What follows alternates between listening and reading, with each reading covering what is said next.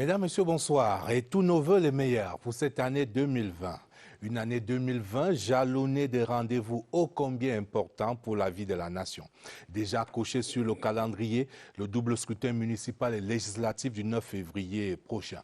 À un peu plus de 3 semaines seulement de ces élections locales aux répercussions nationales, la poussée de fièvre est perceptible.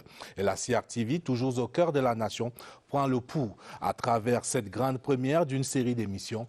Droit aux urnes. C'est une plateforme de débat entre acteurs politiques et experts de premier plan pour saisir les jeux et les enjeux de cette nouvelle séquence politique au Cameroun. Invité au débat ce soir, l'honorable Roger Melingui, membre titulaire du comité central du RDPC. Bonsoir, monsieur le ministre. Bonsoir. Vous êtes ancien DG, ancien ministre de la République, actuel député RDPC de la Mefoua Famba et vous avez bénéficié de l'investiture de votre parti pour un deuxième mandat.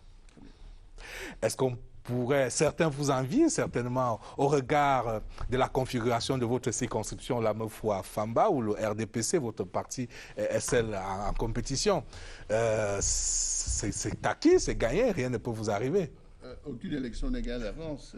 Et le plus important dans cette configuration, c'est pas tant que ça d'être élu, mais ce que nous voulons faire en sorte qu'effectivement, il y a une participation massive de nos électeurs, des Camerounais qui doivent nous apporter de vos voix. Peut-être on en reparlera tout à l'heure, parce qu'il est très important que nous réussissions à les mobiliser, malgré le fait que nous avons de bonnes chances finalement d'être élus. Nous y reviendrons. En face de vous, il aurait dû être à côté de vous, puisque vous êtes alliés, le ministre Jean de Dieu Momo, ministre délégué auprès du ministre de la Justice, Garde des Sceaux, mais ce soir en posture de président du PADEC, les Patriotes démocrates pour le développement du Cameroun. Bonsoir, monsieur le ministre. Bonsoir, Aimé Robert Bina. Bonsoir à tous les téléspectateurs de la CRTV, y compris ceux des internautes de CRTV News. Monsieur le ministre, on va dire que le mois de janvier, c'est un mois béni pour vous, sauf erreur de ma part, vous êtes né un mois de janvier, voilà. Le 24 janvier 1960, et vous êtes entré au gouvernement le 4 janvier 2019. Janvier, mois béni, dans votre... Oui, je crois que c'est effectivement béni. J'ai 3 de mes enfants qui sont également nés en janvier.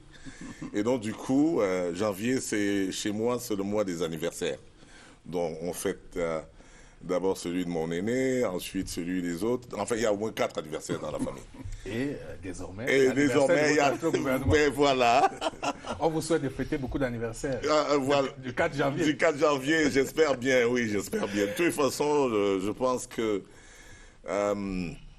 si j'ai la chance de mériter de la confiance du chef de l'État et puis dans l'implémentation de sa politique, il n'y a pas de raison que je ne mérite pas de rester à mon poste. Évidemment, vous n'êtes pas candidat aux législatives, mais le suffrage universel, vous connaissez, puisqu'en 2011, vous avez été candidat à l'élection présidentielle. Vous en êtes tiré avec la 8e position, avec plus de 23 000 suffrages exprimés en votre faveur. Et dans le cadre de ces élections législatives qui font l'objet de notre plein feu ce soir, vous briguez, votre parti brigue pas moins de 18 sièges, tout à fait, notamment dans le Fundi, le siège des institutions.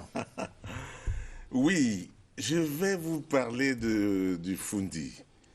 C'est une liste de 7 candidats. Je crois que c'est la liste dans laquelle j'ai mis beaucoup d'argent. C'est 7 millions de francs. Parce qu'effectivement, c'est moi qui paye les cautions de tous nos candidats. Ça fait 7 millions. Donc c'est la plus grande liste n'est-ce pas, de toute cette compétition à laquelle nous allons. Mais pourquoi? Parce que je suis ministre de la République, président national d'un parti qui se veut un parti national. Il était extrêmement important que cette liste puisse être mise dans le Fundi. Les gens ont pensé... Siège des institutions. Le siège des institutions. Les gens ont ricané, on a dit que moi j'allais à l'aventure. C'est un peu vrai. Les gens ont dit que c'est de l'argent perdu. C'est possible que ce soit de l'argent perdu. Mais dans ma politique qui prône le vivre ensemble et la lutte contre le repli identitaire, il était important que le PADEC puisse être représenté partout. C'est la raison pour laquelle nous sommes dans le centre, c'est la raison pour laquelle nous sommes dans l'extrême nord. Si nous avions eu de l'argent, suffisamment d'argent pour payer les cautions, nous serions également à l'est. Je suis certain que... Parce que là, vous êtes à 18 millions de cautions rien que pour les législatives. Exactement. Donc, alors, nous reviendrons sur vos chances dans le Fundji et dans les autres circonscriptions que votre parti brigue. Le temps pour moi d'introduire Maître Moustapha Ngwana, les téléspectateurs de la CIAC TV qui ont regardé et suivi de près le contentieux préélectoral au Conseil constitutionnel connaissent bien sa verve. Bonsoir, Maître. Bonsoir Aimé Robin, bonsoir également à tous vos nombreux téléspectateurs. C'est un honneur pour moi de me retrouver sur votre plateau. Vous êtes le conseiller juridique national du SIF, et par ailleurs membre du NEC. Vous êtes un élu local comme conseiller municipal sortant de la commune de Douala 5e et vous briguez cette fois-ci les législatives dans la très disputée circonscription du Vouri-Est. Votre liste est conduite par votre camarade l'honorable Jean-Michel Ninche. Vous n'aurez pas en face de vous Hervé Emmanuel Comme, on va dire un peu par votre faute. Il a été exclu. Bon, je dois avouer que dans le cadre de cette affaire à laquelle vous faites allusion, j'intervenais en qualité d'avocat, je n'étais pas au courant. Donc, en tant qu'avocat, j'ai posé les actes de mon ministère et le Conseil constitutionnel a partiellement suivi la démarche qui était la nôtre. Donc, je dois également dire que le SIF ne visait pas particulièrement la personne d'Emmanuel Com. Nous avons, au cours de la législature qui est en train de s'achever, soumis une proposition de loi à l'Assemblée nationale tendant à la reconnaissance de la double nationalité. Ça n'a jamais fait l'objet de débat au sein de l'hémicycle. Alors le SIF a voulu mettre le gouvernement en face de ces incohérences en frappant au cœur du système parce que c'était membre du comité central du RDPC, dont nous avons décidé donc de mettre cette question-là sur la table. Donc malheureusement, lorsque nous montrions la Lune, les gens voyaient le doigt qui était pointé vers la Lune. Donc en réalité, c'était la question de la double nationalité que nous voulions mettre sur la table et par extraordinaire, obtenir éventuellement l'annulation complète de la liste du RDPC. Donc c'était le deux objectifs. Je vais dire que c'est une victoire à la Pyrrhus. Donc...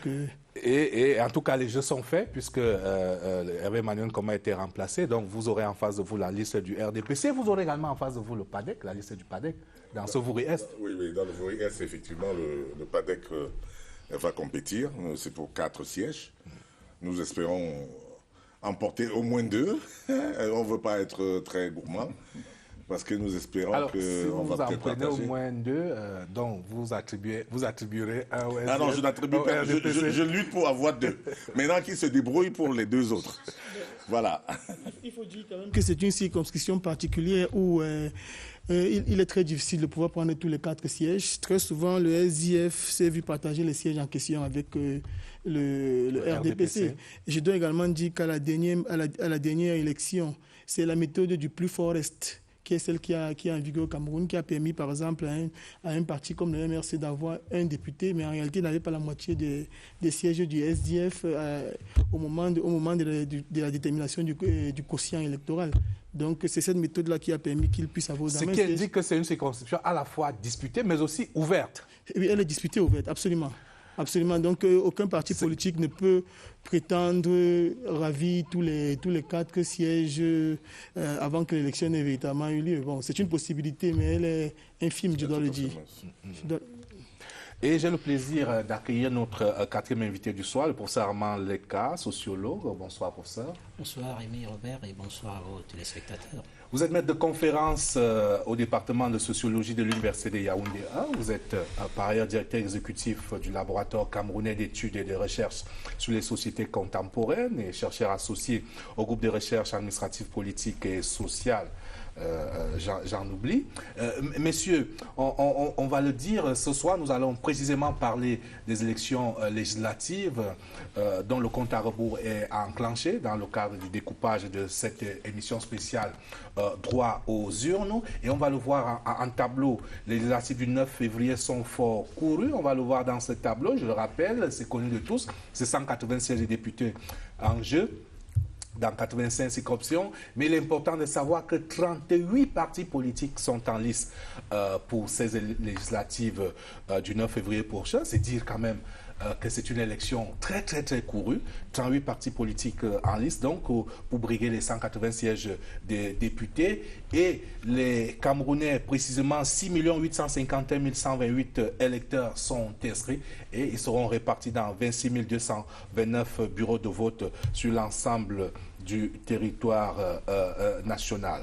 Alors, Monsieur le ministre, pour vous, vous l'avez indiqué tout à l'heure, cette élection législative, on le voit, très courue, 38 partis politiques, un rendez-vous très important que d'aucuns voulaient encore voir repousser, voire même ne pas se tenir pour que nous entrions peut-être dans une impasse politique. En quoi, pour vous, c'était important d'aller à ces élections? D'abord, il faut que nous sachions une chose. Il y a un nouveau gouvernement, il y a un président qui a été élu, il a un nouveau gouvernement, il faut changer des institutions au niveau, n'est-ce pas, du Parlement. Et évidemment, des élections locales, les communes, etc. Moi, je suis conseiller municipal à Douala 5e. Notre mandat était déjà achevé, donc il faut remplacer ces gens-là. Et ceux qui pensent qu'il faut toujours repousser, je pense que si on repousse tout le temps, on ne permet pas aux nouvelles personnes, aux nouveaux acteurs politiques d'entrer dans le jeu.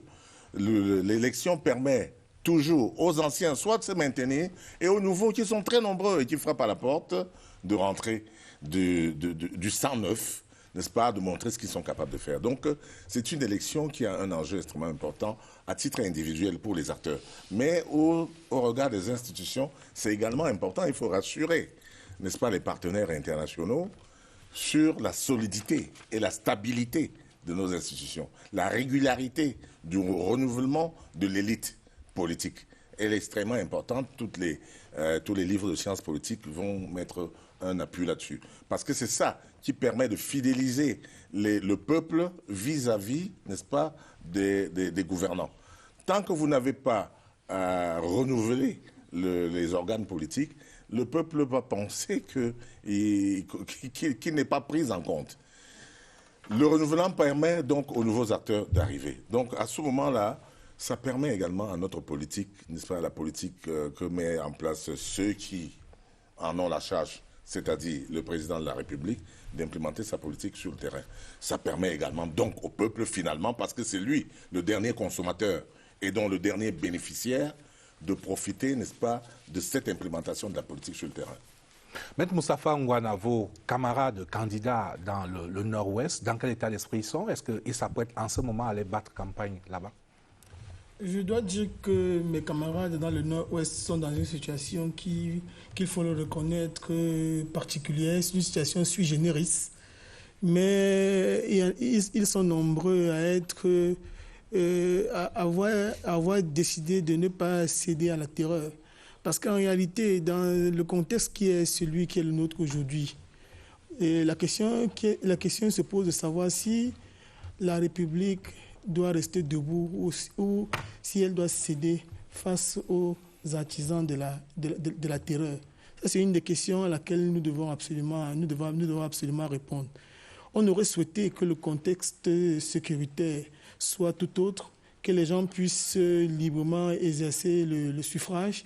C'est un contexte qui est on ne peut plus particulier, mais nos camarades également, à leur manière, vont battre campagne pour qu'il y ait, comme disait le précédent intervenant, renouvellement de l'élite, mais également qu'il y ait des institutions qui sont légitimes, parce que la légitimité, je ne suis pas politologue, c'est défini également comme l'assentiment du peuple au système de valeurs qui sont mis en place, au système de valeurs qui est mis en place par les gouvernants. Donc, il faudrait que le peuple ait son mot à dire. C'est vrai que on peut pas faire la politique de l'autruche en faisant semblant de ce qu'il n'y a rien, que dans les régions anglophones, tout se passe comme cela se devrait. Mais seulement, il faut se poser les bonnes questions. J'ai la faiblesse de penser qu'il ne faudrait pas céder à la terreur. Et je dois également vous dire que nous, au SDF, nous pensons absolument qu'il faut qu'il faut se donner la possibilité d'être le porte-voix des populations de ces régions-là, en siégeant au sein des institutions. En étant au sein des institutions. Nous pensons que pour trouver la messe, il faut être dans l'église. Il faut être dans l'église pour pouvoir trouver la messe et pour pouvoir avancer. Je dois dire également qu'il y a des victoires qui sont à mettre à l'actif du SDF. Le SDF s'est battu pour qu'il y ait, par exemple, des urnes transparentes. Ce n'était pas le cas autrefois. Aujourd'hui, il y a une biométrie partielle. Il y a des avancées qui ne sont pas du tout satisfaisantes, mais il y en a. Quand moi je suis les campagnes du RDPC, ils tiennent le discours inverse. Ils disent que la démocratie a avancé grâce au président Paul Biya. Je dois vous dire une chose, c'est que le RDPC, de notre point de vue au SDF, est un grand ennemi de la démocratie. C'est notre point de vue. Donc, lorsque nous au SDF, c'est-à-dire que nous arrachons de haute lutte tout ce que nous avons eu jusqu'à aujourd'hui. Et tout à l'heure, on évoquera certainement le boycott. Nous avons même boycotté 2 fois. On a vu que ça n'a pas donné grand-chose. Vous avez connu le prix du boycott aussi. Nous avons également payé le prix fort. Le prix fort du boycott. Certains continuent d'ailleurs de regretter ce boycott historique de mars 92. Et aussi de 97 à la présidentielle. Donc, il faut absolument que le SDF puisse jouer le rôle qui est le nôtre. Et je discutais encore avec un parlementaire du SDF qui me disait, lorsqu'il est reçu à l'international, au sein d'une institution ou bien dans un pays étranger, pour pouvoir porter une revendication du peuple camerounais, ou pour pouvoir porter une revendication, lorsqu'il est reçu en ayant avec lui la légitimité populaire, sa voix porte plus que celle du premier Kidam. Donc, il y a tout ça, il y a ces ambivalences-là, cette espèce d'équilibre qu'il faut pouvoir trouver. On y reviendra. Le temps pour moi d'interroger le ministre Roger Milingi sur les enjeux de cette élection. Les uns les autres les ont esquissés, mais vous avez certainement votre mot à dire là-dessus.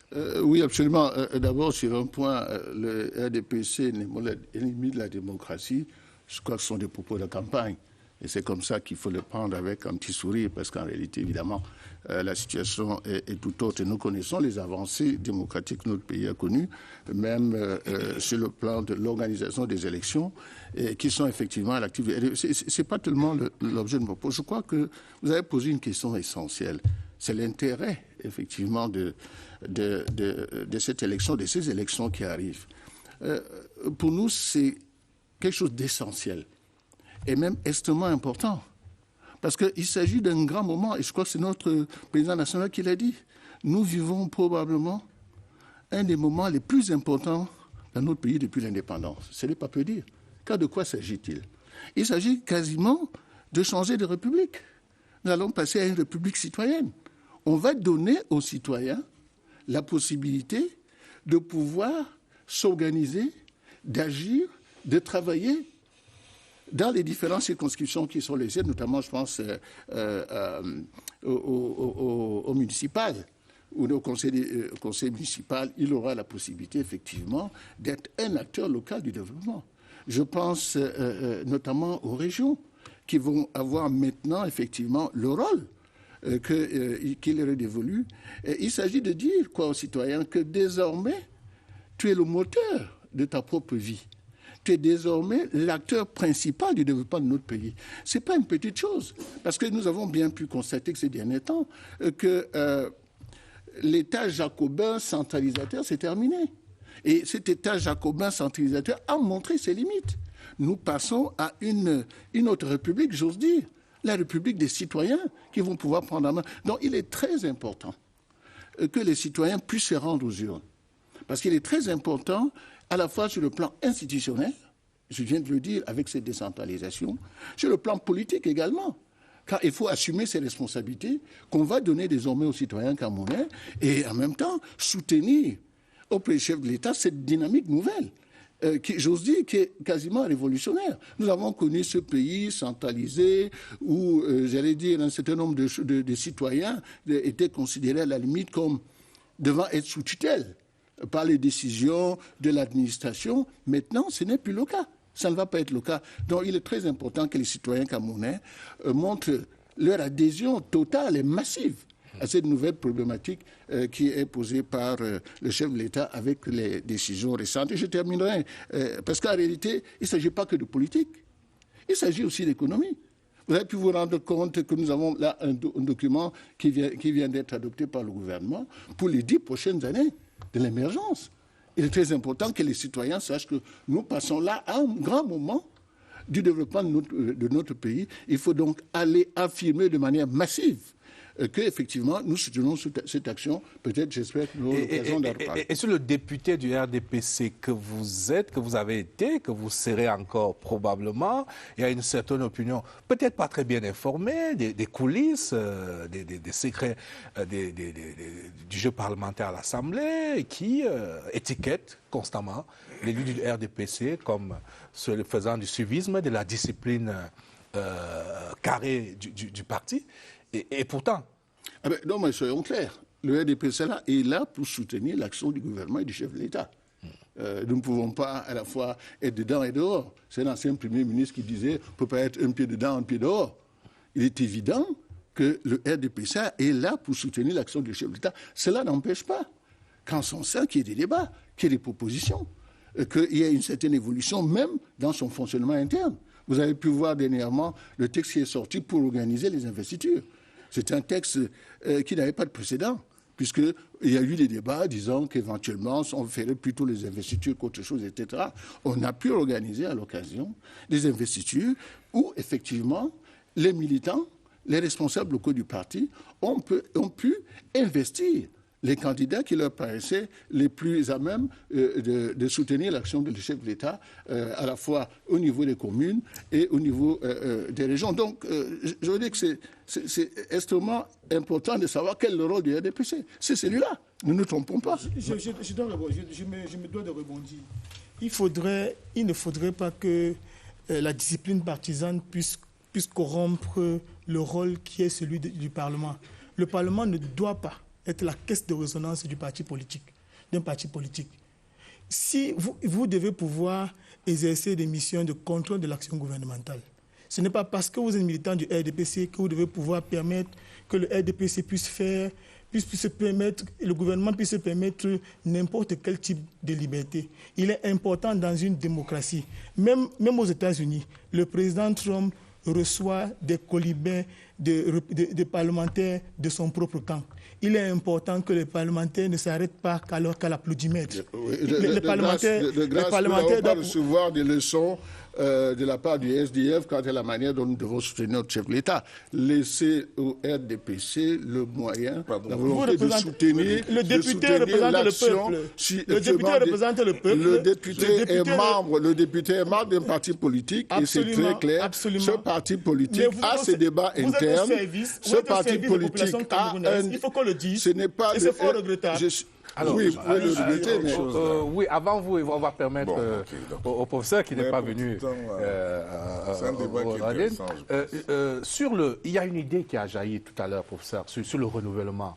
Cette élection, c'est quoi qu'on dise, elle va quand même consacrer un certain renouvellement. Parce qu'on voit seulement au RDPC, qui est le principal parti au pouvoir, qui est le grand favori de ces élections, on est parti sur 50 à 60% de renouvellement sur la base des investitures. Et l'opposition, si l'opposition fait mieux pour cette législature, on est parti pour consacrer encore une fois de plus l'apparition de nouveaux visages. En quoi est-ce que cela peut être un sel pour notre démocratie? Disons qu'avant de répondre à cette question, disons quelque peu orientée, je reviendrai sur ces statistiques de prévision. Il faut quand même dire que le Cameroun est en campagne électorale depuis presque 4 ans. C'est-à-dire depuis pratiquement le dernier trimestre de l'année 2016. Nous sommes en campagne, nous n'en sommes pas sortis. Et en fait, les élections législatives et municipales couplées qui s'annoncent prolongent une longue période de campagne électorale qui risque de ne pas s'arrêter avec tout ce qui va suivre, les régionales, etc. Donc, effectivement, on doit admettre que c'est un très grand moment. L'élection dans toutes les sociétés réputées démocratiques provoque toujours, disons, des remontées de fièvre. C'est une sorte d'expérience, j'allais presque dire, érotique. Vous voyez des politiciens se chamailler, essayer de séduire un peu le peuple qui choisit, etc. Et donc, dans le contexte du Cameroun, après, effectivement, ces multiples rapports, on a perçu, au moment où les décisions ont été prises de tenir ces élections, une sorte de soulagement. Parce qu'il y avait comme une double impatience, l'impatience d'une classe politique et l'impatience aussi des populations. Il y a des classes politiques, dans cette classe politique, il y a des acteurs et des forces montantes qui cherchaient donc aussi à s'exprimer, à faire valoir. Et je crois que c'est dans cette perspective que vous situez cette problématique du renouvellement. Mais de manière beaucoup plus globale, je pense que les enjeux qui sont au cœur de ce processus peuvent être situés brièvement et schématiquement à 3 niveaux. Premièrement, disons, il y a une forte polarité sur ce qu'on considère comme la saturation sécuritaire.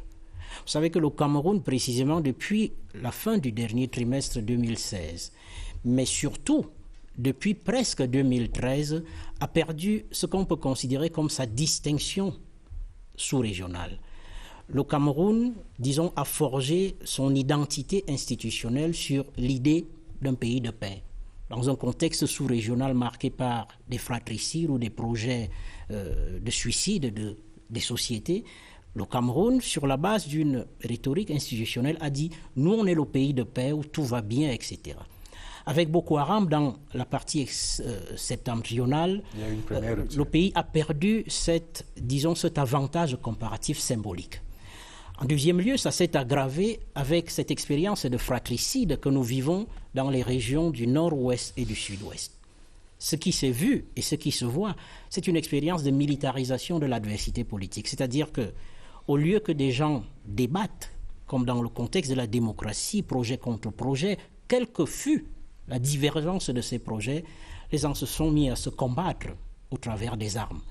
Et donc, cette question dans la région, dans ces 2 régions, a aggravé encore l'exigence de ce renouvellement. Donc il s'agit effectivement de pouvoir prouver qu'à travers ce rite, l'élection étant en situation démocratique aussi, un rite d'intégration nationale important, même si dans nos pays africains, il a tendance à être paradoxalement un rite aussi, j'allais presque dire, de désintégration avec les contentieux post-électoraux qui s'achèvent toujours au sang.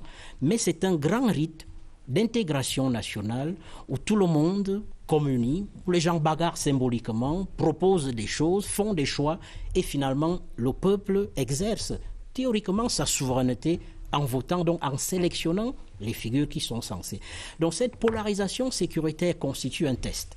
Et quand j'évoquais l'élection présidentielle qui a commencé en 2016, etc., c'est qu'entre-temps, il y a eu l'entre-deux de l'élection présidentielle. Vous savez que c'est la première fois où au Cameroun, l'élection présidentielle se déroule, enfin, disons depuis 1992 en tout cas, se déroule avant quelques mois, un peu avant l'élection législative. En 1992, c'est l'élection inverse. En 1997, c'était l'inverse. En 2002, ce n'était pas une année élection présidentielle. En 2000, etc., etc. Et donc, c'est la toute première fois où le président est élu et attend à voir un parlement, etc.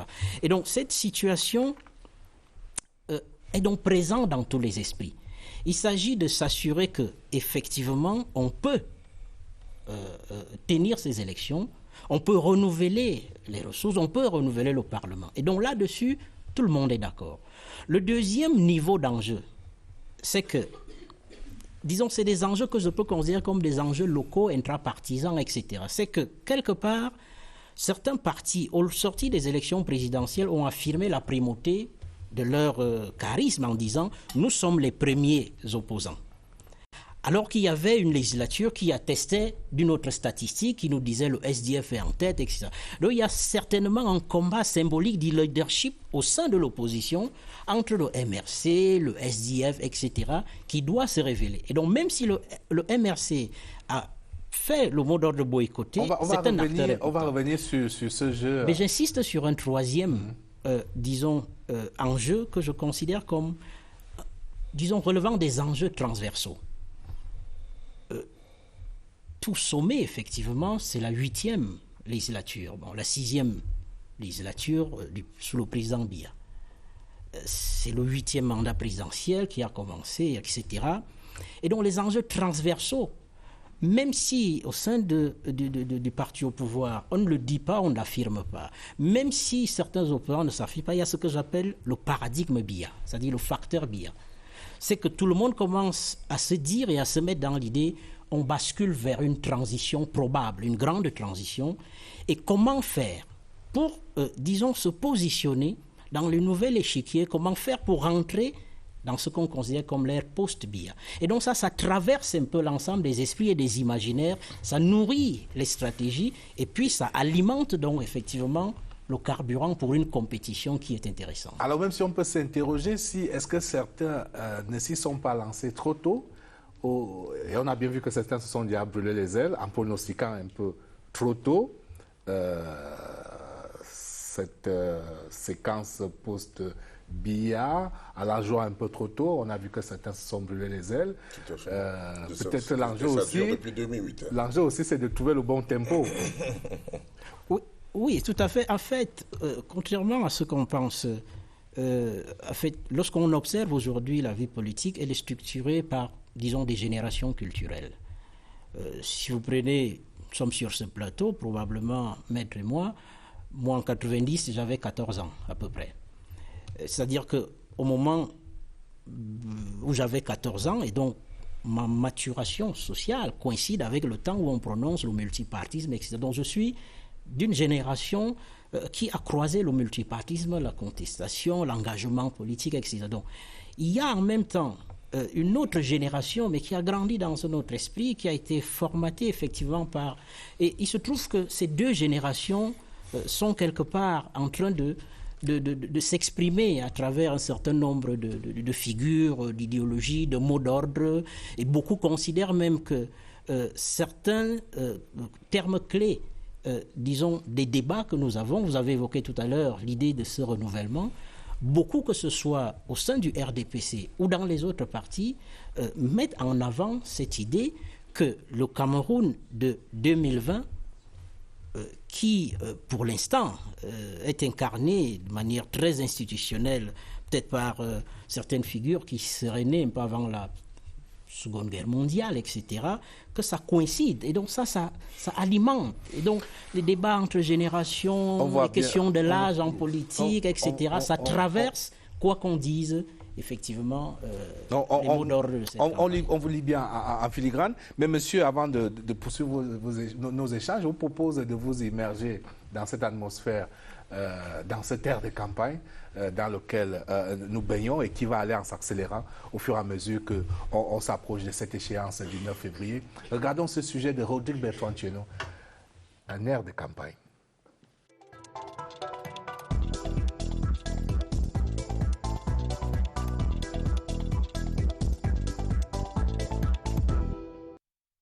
À un peu plus d'une semaine seulement du top départ pour la campagne du double scrutin législatif et municipal du 9 février prochain, il règne dans l'opinion et surtout dans les rangs des partis politiques en lice un petit air de pré-campagne. L'on pense au coup d'envoi électoral du lever au coucher du soleil. Nous avons un bilan que nous allons montrer le moment venu.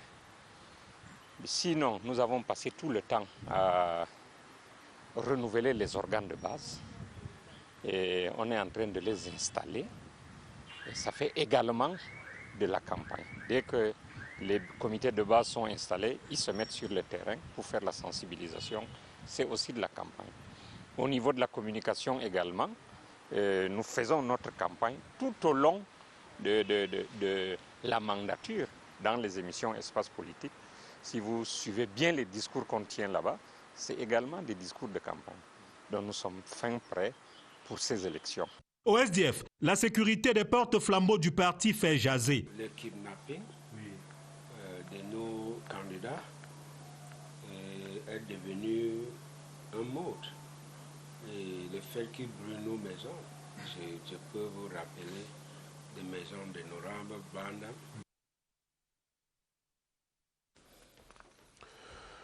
Voilà, c'était cette ère de campagne qu'on va continuer de respirer jusqu'au 25 février avec l'ouverture de la campagne, 25 janvier avec l'ouverture de la campagne officielle qui va donc aller jusqu'à cette veille du 10D, le 9 février 2020.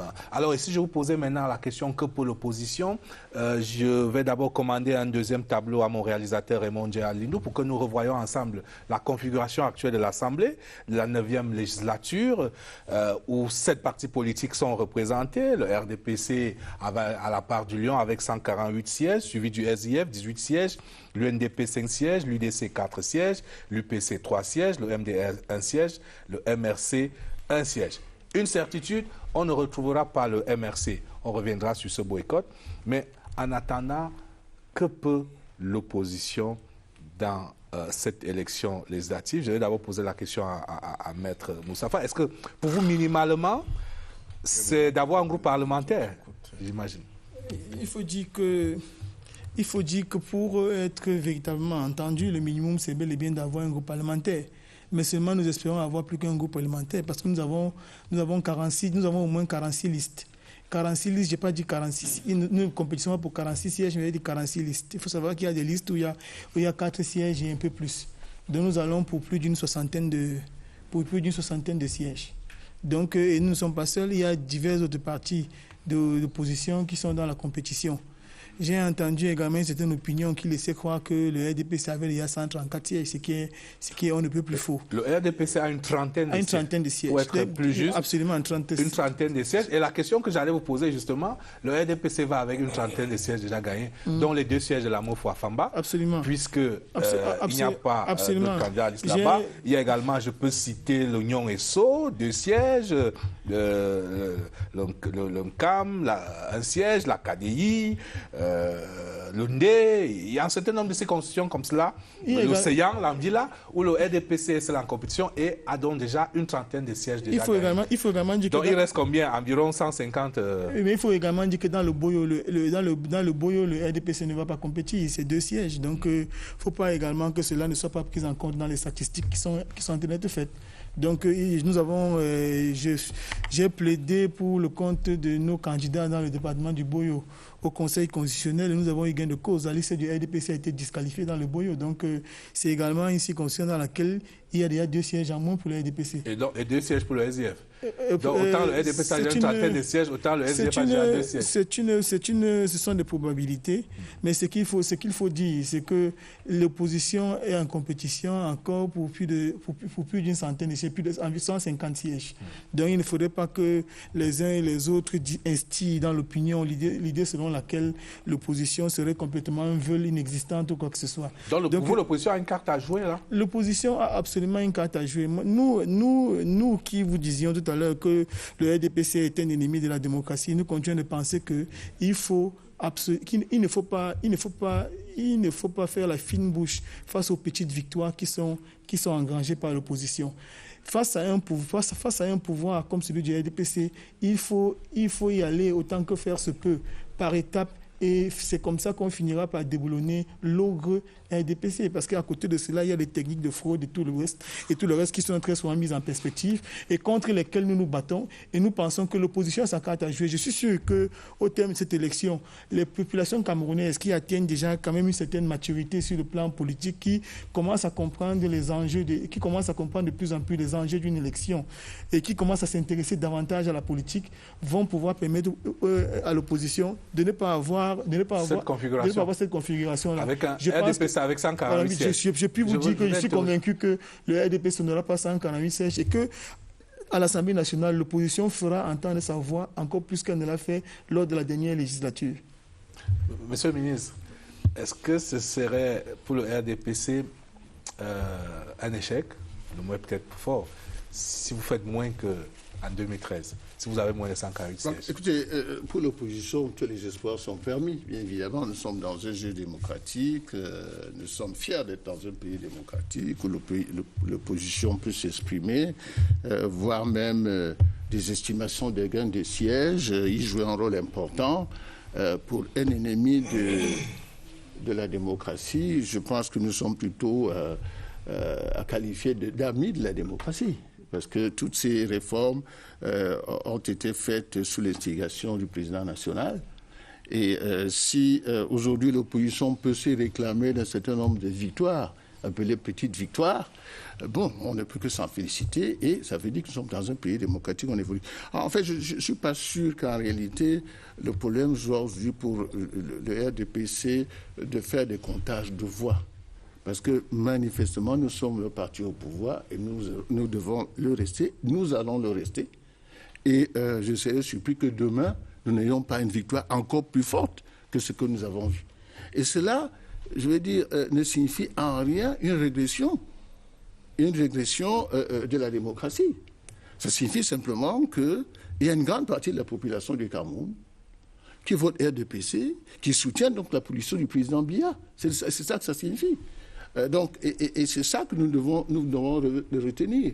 Au lendemain de ces élections, nous voulons avoir le constat qu'effectivement, les réformes proposées, les réformes institutionnelles, le nouveau rôle que les citoyens doivent jouer dans notre pays, les enjeux qui sont économiques et pour lesquels nous avons une échéance, un horizon fixé d'avance, que tout cela est compris par les citoyens, qu'il est temps de se mobiliser. Et je crois que c'est pour moi l'aspect le plus important. Je ne veux pas rentrer dans les calculs d'apothicaire ici et là.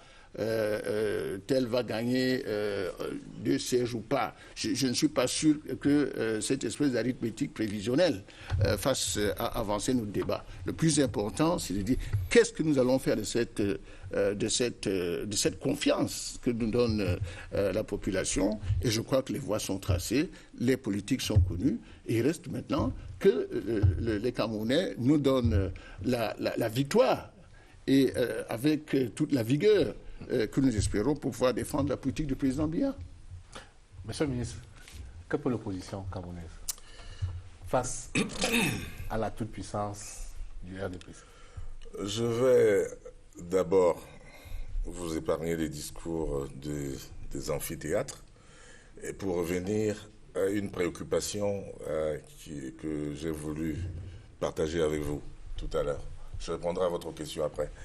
Si je ne le fais pas, j'aurai le sentiment qu'il me manque quelque chose. Vous avez eu un débat tout à l'heure où on disait que on pense que le Parlement, c'est une chambre d'enregistrement. C'est une position que j'ai soutenue par le passé, quand j'étais dans cette opposition radicale, où je pensais que le Parlement, c'était une chambre d'enregistrement où tout passe comme une lettre à la poste. Moi, en tant que membre du gouvernement, président d'un parti issu de l'opposition, j'ai eu à défendre des projets de loi à l'Assemblée nationale. Et je puis vous garantir, je puis vous promettre que ce n'est pas une chambre d'enregistrement. Parce que quand vous êtes face aux députés de la nation, ils ne vous donnent pas des cadeaux. Ils ne vous font pas de cadeaux. C'est des gens qui... D'ailleurs, je pense qu'ils trouvent là... c'est une belle occasion pour eux de montrer qu'ils défendent le peuple. Et quand ils ont un membre du gouvernement en face d'eux, je puis vous assurer qu'on cherche à le laminer. J'ai eu à rencontrer cela. J'ai eu à discuter. Ce n'est pas simplement les membres des partis d'opposition. Hein. Ce n'est pas seulement le RDF ou les autres de l'UDC. Y compris et surtout les gens du RDPC. Je puis vous assurer que la loi, par exemple, sur le bilinguisme que nous avons soutenu dernièrement, l'article 19 et 26, mettait les populations en ébullition. On a même vu que certains avocats dans le sud-ouest et le nord-ouest menaçaient de marcher. Les gens disaient, etc., on ne respecte pas le grand dialogue. On a dû travailler là-dessus pendant longtemps, les articles 19 et 26. Pareil pour l'article 246 sur la décentralisation. Donc, ce n'est vraiment pas une lettre à la poste. Au Parlement camerounais, j'ai découvert à mes dépens, puisque c'est moi qui étais là, qu'il faut se préparer. Il faut bien se préparer pour défendre le projet de loi. Ceci étant, que peut l'opposition camerounaise? Nous sommes à une phase cruciale de l'histoire de notre pays. Nous sommes, je vais dire, un peu à l'aube, on va dire, qui annonce la Troisième République. ça peut prendre 5 ans, ça peut prendre 10 ans. Ça peut pas aller jusqu'à 15. Mais c'est maintenant que ça se façonne. De la même manière qu'on construit une maison en mettant la fondation, une fondation solide, sinon la maison va tomber. De la même manière, ce qui se fait actuellement avec le président Paul Biya, c'est de mettre une fondation solide qui puisse porter les institutions de la Troisième République. Et c'est pour cela que nous sommes en plein pied de la décentralisation. Vous avez vu la loi qui a été faite. C'est-à-dire qu'on a donné le pouvoir. L'État central s'est délesté de ses pouvoirs pour donner au peuple. Le peuple va désormais lui-même agir. Cela concrètement signifie que quoi? Qu'au niveau local, vous aurez un maire qui aura les pouvoirs d'un mini-chef d'État. Les pouvoirs locaux, c'est-à-dire les pouvoirs d'administration, les pouvoirs de recrutement, enfin, au niveau local. Certainement, M. le ministre, mais dans notre découpage ce soir, nous voulons davantage mettre l'emphase sur les députés de la nation. Je suis là, bon, je vous parlais de mairie, mais c'est la même chose avec les députés de la nation, c'est la même chose avec le Parlement. Comment pouvez-vous être absent au moment de la construction de la nation? Les députés de la nation, et l'autre venait de le dire, nous sommes à la conquête. Notre Parlement doit être coloré, doit être multipartiste, doit être démocratique. Un Parlement avec plusieurs obédiences politiques, avec plusieurs sensibilités politiques. Moi, je prie que demain, on aura un Parlement plus de 7 partis. avec... Bon, tant que le PADEC sera là, le reste, il peut revenir. Mais dans tous les cas, je suis en train de me battre pour que le PADEC soit parmi les partis qui vont porter les stockades le moment venu, n'est-ce pas, pour que nos institutions puissent grandir, pour que nos lois puissent refléter ce que le peuple veut. On va reparler. Sauf à préciser que le PADEC ne fait plus partie de l'opposition.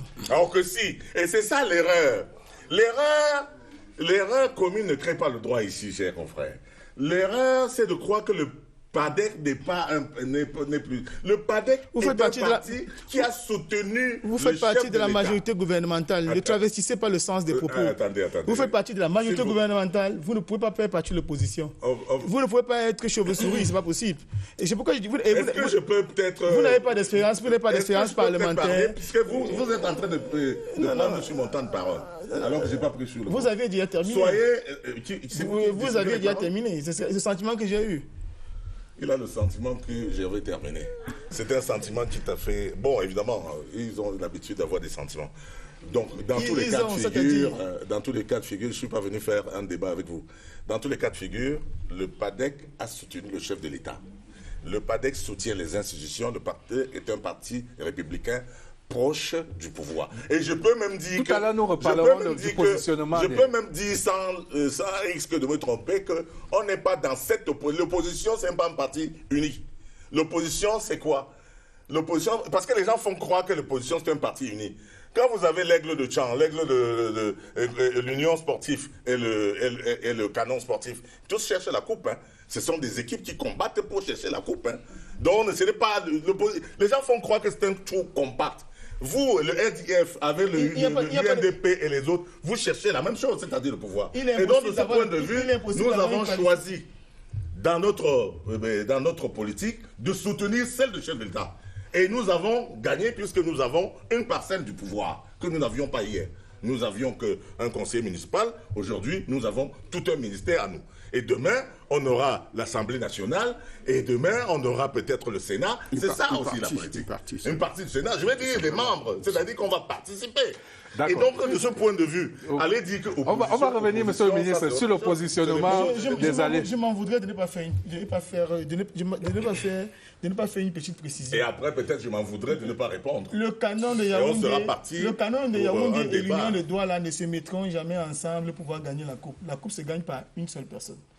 L'exemple qui a été pris est un exemple qui est inapproprié pour le combat politique.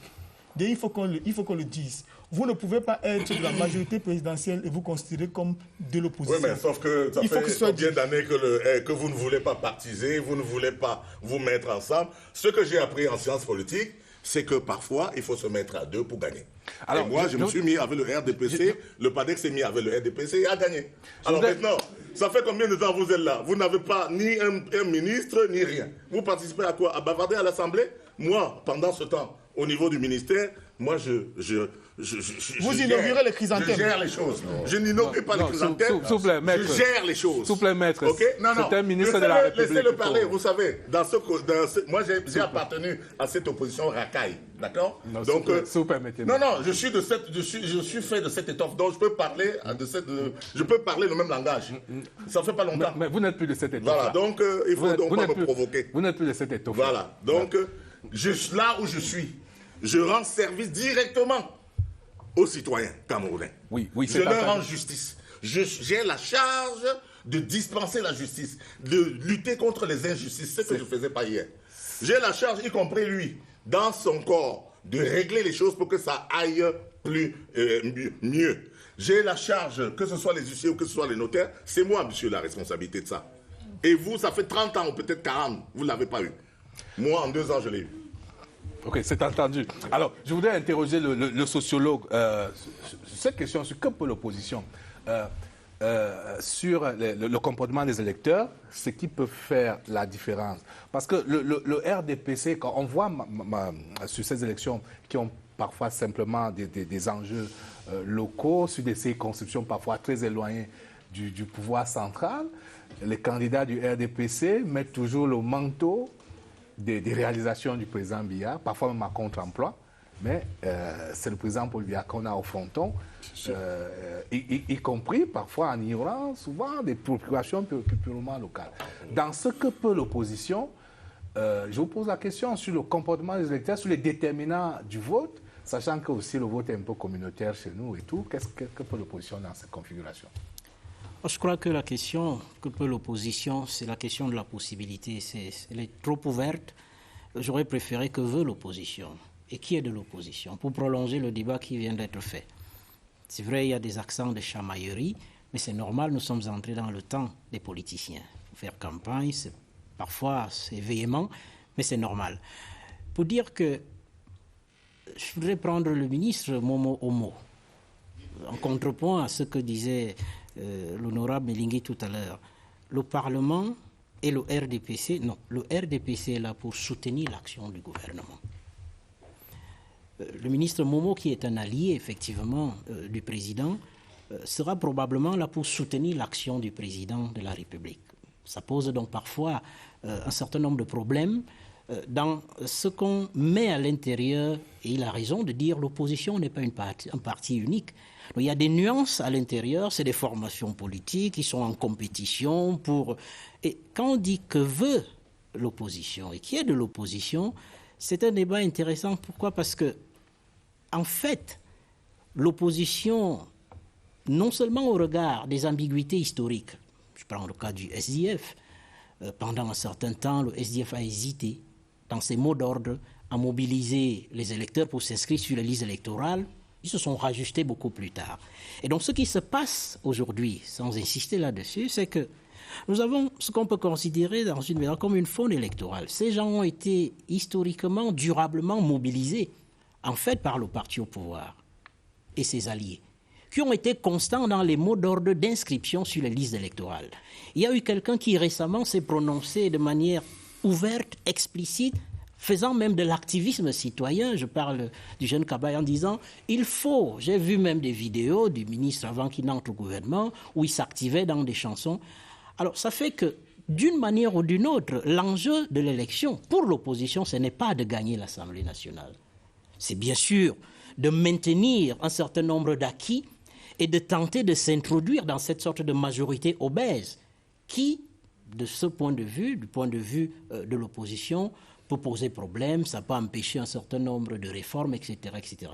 Donc, effectivement, dans la configuration qu'on a aujourd'hui, l'enjeu du RDPC que vous étiez en train d'évoquer, aujourd'hui, ce qui se passe, qu'on a observé à travers cette image que vous avez évoquée, c'est que certains estiment que le président Biya est plus populaire que son propre parti. Il est plus populaire que le RDPC, c'est pour ça qu'au moment des élections présidentielles, plusieurs partis peuvent s'allier à lui. Ils sont biaïstes, mais ils ne sont pas RDPcistes. Bon, d'un autre côté, en réalité, il s'agit d'un équilibre donnant-donnant. Donc, du coup, le RDPC, dans certaines de ses stratégies, même dans des élections locales, va utiliser abondamment, surutiliser le charisme du président, le charisme présidentiel à travers ses réalisations, pour discipliner ceux qui seraient tentés de sortir de la discipline du président en disant « Faites attention, si vous sortez de la discipline parce qu'il y a eu des contentieux internes pour aller faire ceci, vous êtes contre le président. » D'un autre côté, bien sûr, le président se nourrit de cette incroyable machine en tant qu'organisation politique. Le RDPC a plusieurs, je ne sais pas si c'est vrai que le président est plus populaire que son parti, mais ce que je constate, c'est que c'est un discours qui passe. Et de l'autre côté, le président en tout cas, il est le plus grand dénominateur commun, ça c'est sûr. Et donc, finalement, ce qu'on a, c'est qu'en fait, que vous preniez l'UNDP, le MDR et d'autres partis qui sont considérés comme des partis historiquement alliés, ils se trouvent aujourd'hui, disons, dans des ambiguïtés dans la construction de leur discours. Et ils vont donc se réfugier sur des enjeux strictement locaux. Je vais vous réinterroger dans un instant sur cette question. Le temps quand même de rappeler le nombre de députés par région pour resserrer un peu en termes dans la politique des fiefs et autres. Notre réalisateur va peut-être nous montrer ce tableau. Je rappelle que la Damawa, c'est 10 députés, le centre 28 députés, l'Est 11, l'extrême nord 29, le littoral 19, le nord 12, le nord-ouest 20, l'ouest 25, le sud 11, le sud-ouest 15. Chacun peut donc faire ses calculs et voir en fonction des ancrages de chaque parti, combien chaque parti peut glaner. Et je vous propose d'aller à Douala, dans le Vouri Centre, dans un incroyable scénario, le Vouri Centre, avec en lice Jean-Jacques Kindi, qui conduit la liste du MP, Limbi Lobe qui conduit la liste de la MEC, Sambaka celle de l'UDC, Joshua aussi celle du SDF, Dokolin celle du RDPC. C'est un incroyable scénario. Et on va écouter certains de ces candidats. On a essayé de les avoir tous, mais certains préfèrent cacher leur jeu. Donc, du coup, nous n'en aurons que 2. Et un qui parlera au nom de Joshua aussi, sur comment ils appréhendent cette campagne qui va se jouer, qui sera au couperet dans ces circonscriptions du Vouri Centre et ce qui peut faire la différence. Je vous propose de les écouter dans la rubrique Grand Match.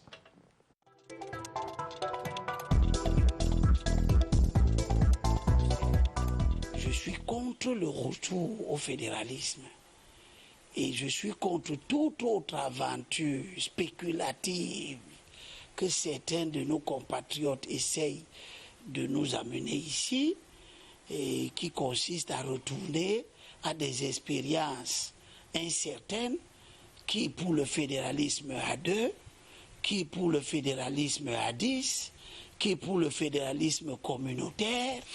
Il n'est pas bon que le peuple souverain de notre pays envoie à l'Assemblée nationale des gens qui ont des ambitions d'un État fédéral quand on a élu l'État unitaire décentralisé.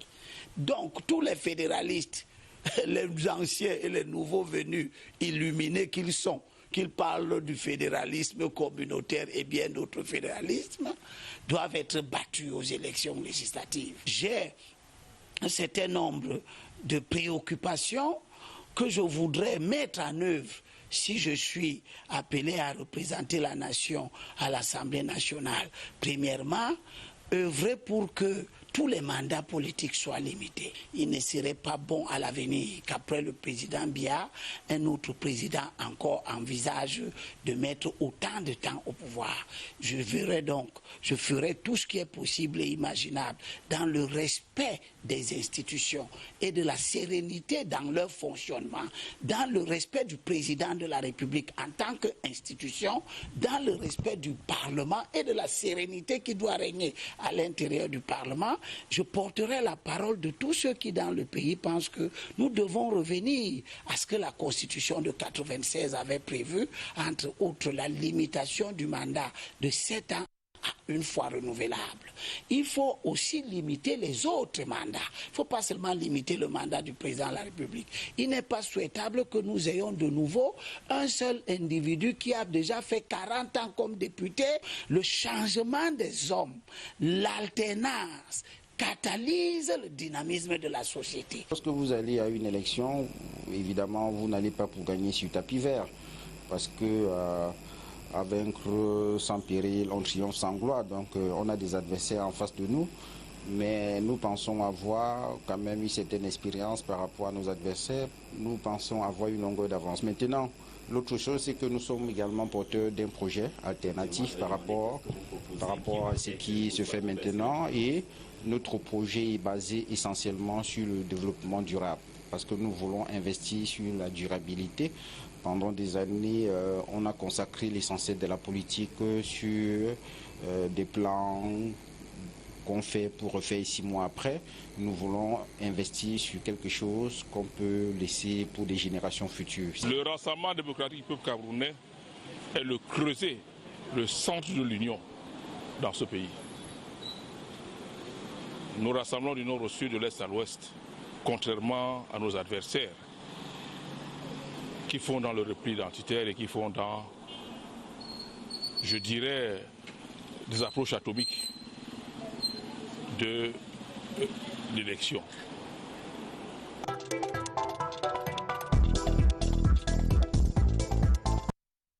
Voilà pour ce grand match en perspective dans le Vouri Centre. Alors, on connaîtra d'autres duels, y compris donc entre alliés. On rentre là de plein pied, mettons les pieds dans le plat. Comment ça se passe entre le RDPC et ses alliés? C'est une sorte de grand écart. Peut-être d'abord la question au ministre Momo.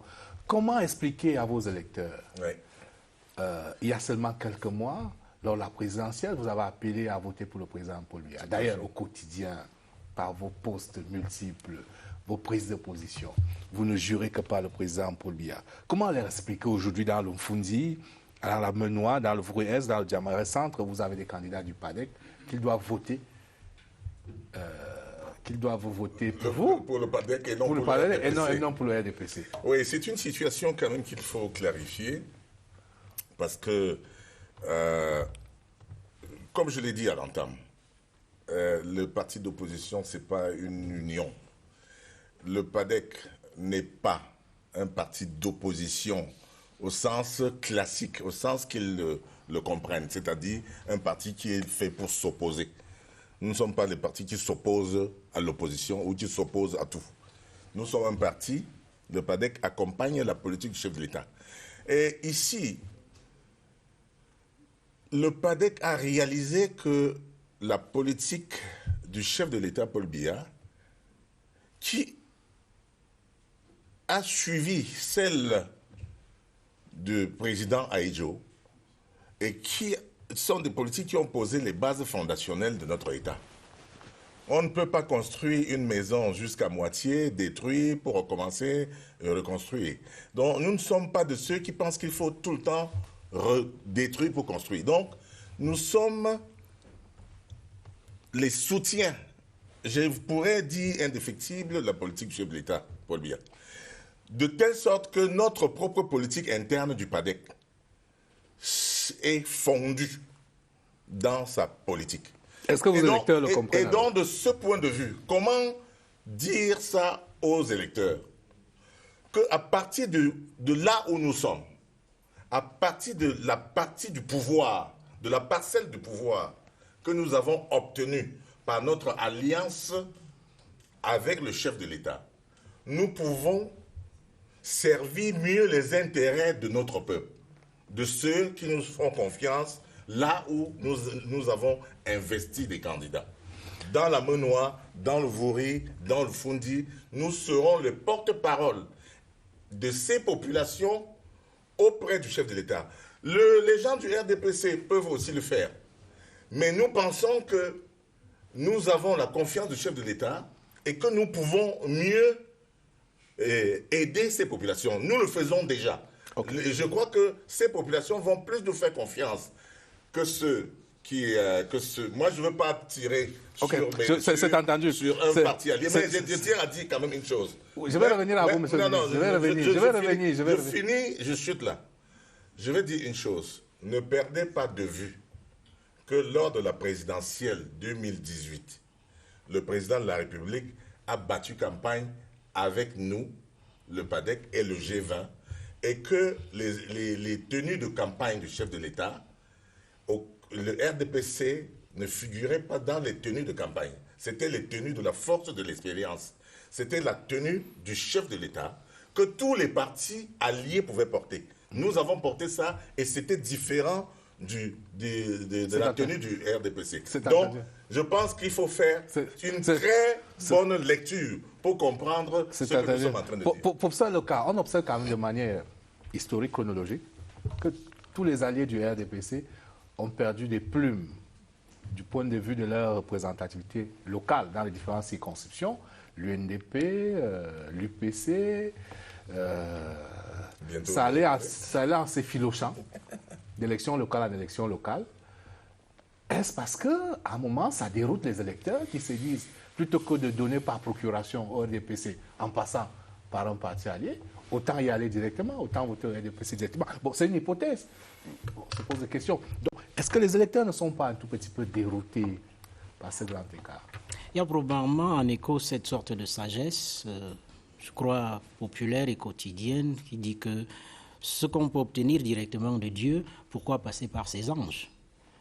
Étant entendu que le RDPC a construit son monopole sur l'espace politique, vraiment depuis pratiquement après l'expérience d'épuisement de sa légitimité en 92, vraiment depuis que le RDPC relevé de cette adversité explicite, il est allé toujours en prenant du poids, effectivement en bouffant ses alliés, en les rendant effectivement extrêmement squelettiques. Si vous prenez l'UNDP des élections du boycott, si vous prenez... Bon, la plupart de ces partis, effectivement, sont allés chaque fois... Parce que, au-delà de cet argument, il n'y a que chez nous, même si l'on veut parfois forcer, et là je vais parler, hélas, avec un certain nombre de catégories de l'amphithéâtre, même si on veut forcer les comparaisons en voulant introduire les concepts et les cadres analytiques de la géométrie classique qu'on utilise ailleurs pour dire la gauche, la droite, le ceci, chez nous les configurations sont différentes. Bon, effectivement, en France, on dit, voilà, des partis de la droite, voilà, des partis de gauche. Bon, ils s'allient de manière permanente dans le jeu électoral, ils se comprennent, ils se font un peu moins de... Et ça marche ainsi. Donc ici, vous n'avez pas une droite, vous n'avez pas une gauche, vous n'avez même pas, en dépit de ce qu'on croit, des partis qui seraient absolument conservateurs, même si il y a des partis conservateurs. Il arrive parfois que certains analysent le RDPC en disant le RDPC, pendant tout ce temps, a travaillé contre le renouveau. Bon, ça peut paraître paradoxal. C'est-à-dire, l'idée est que le renouveau était un projet progressiste, incarné donc par le président Paul Biya, qui venait d'arriver. Et le président Paul Biya, à travers le renouveau, a cherché une machine. Bon, sauf qu'il a transformé l'UNC en RDPC. Il ne s'est donc pas doté.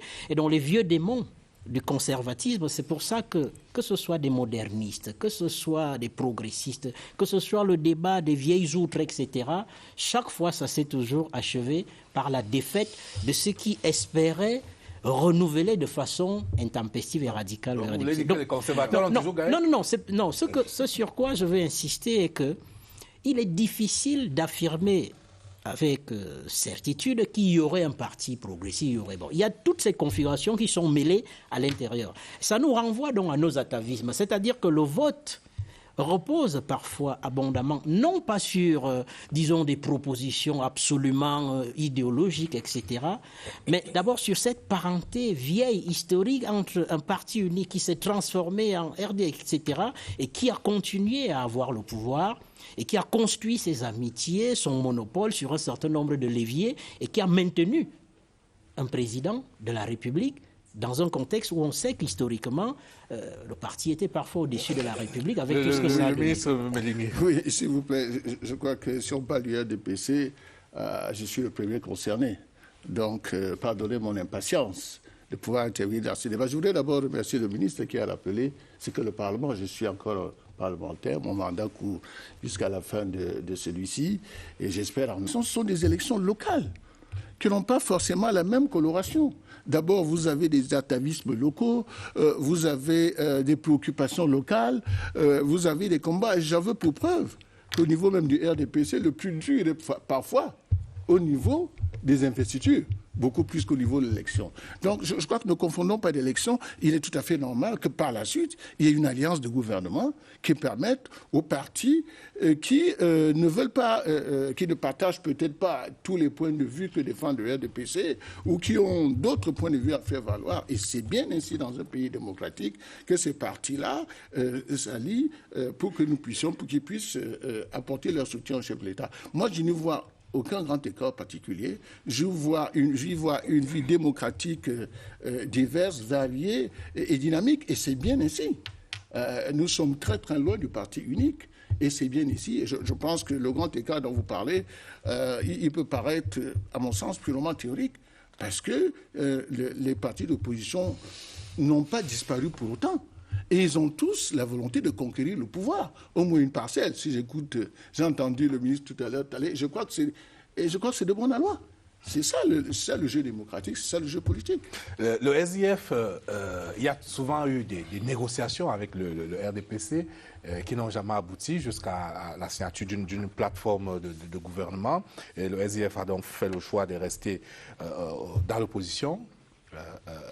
Mais de votre posture, comment est-ce que vous regardez, vous scrutez ce jeu entre le RDPC et Zazalé, entre une élection présidentielle et les élections locales? Je m'en voudrais de répondre à votre question sans faire un petit pas en arrière. Je voudrais dire que les questions qui peuvent éventuellement être posées par les parlementaires du RDPC au ministre du RDPC relèvent plus du folklore que d'autres choses. Oui, non, il faut alors que vous avez deux acteurs et témoins.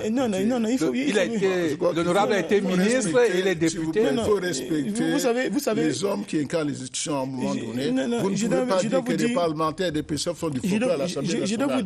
Dites ce que vous voulez, mais s'il vous plaît, respectez les parlementaires. Nous respectons bel et bien les parlementaires, mais nous appuyons sur les faits. L'Assemblée nationale, il n'y a pas une seule proposition de loi dans l'histoire parlementaire camerounaise qui émane de nos parlementaires. C'est pas ici. Combien de commissions d'enquête parlementaires ont été mises sur pied depuis que le Parlement camerounais existe? Ce sont des choses qui existent et qui peuvent être vérifiées par tout le monde. Le Parlement camerounais, malheureusement, la tendance RDPC moque très souvent les actions qui sont posées par l'opposition.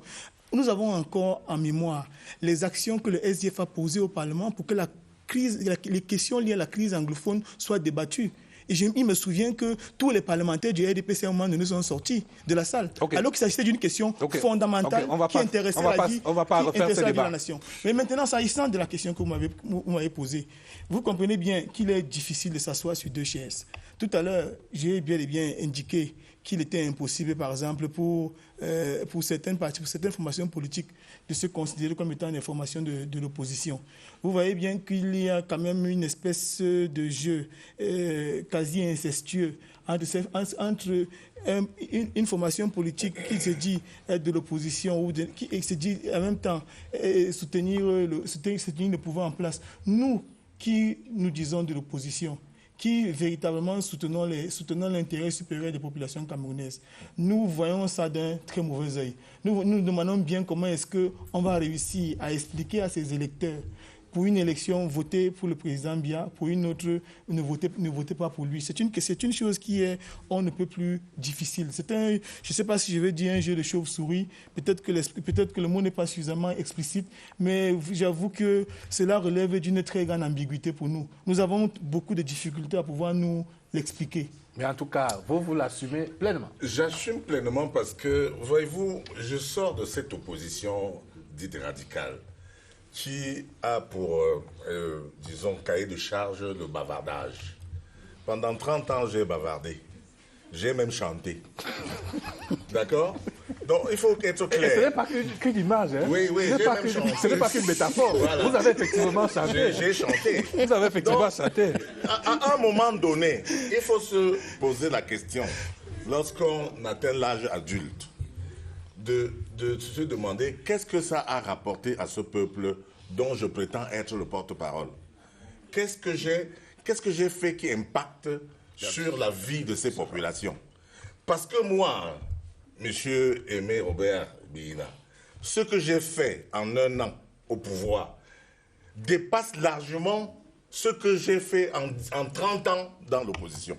Je dis parce que dans la solidarité gouvernementale, je peux obtenir une route pour les populations, je peux obtenir un forage d'eau pour telle personne, je peux obtenir des emplois pour des jeunes gens.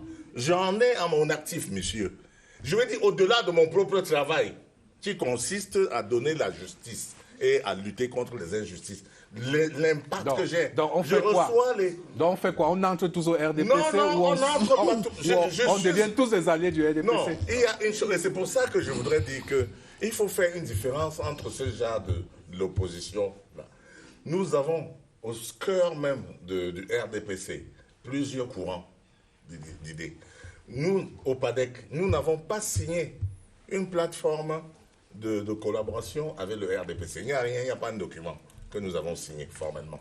Mais néanmoins, la politique du chef de l'État, telle que nous l'avons, la lecture que nous faisons pour le libéralisme communautaire, nous convainc sur la construction fondationnelle d'un Cameroun qui est encore en train de se construire. Le Cameroun n'a que 60 ans.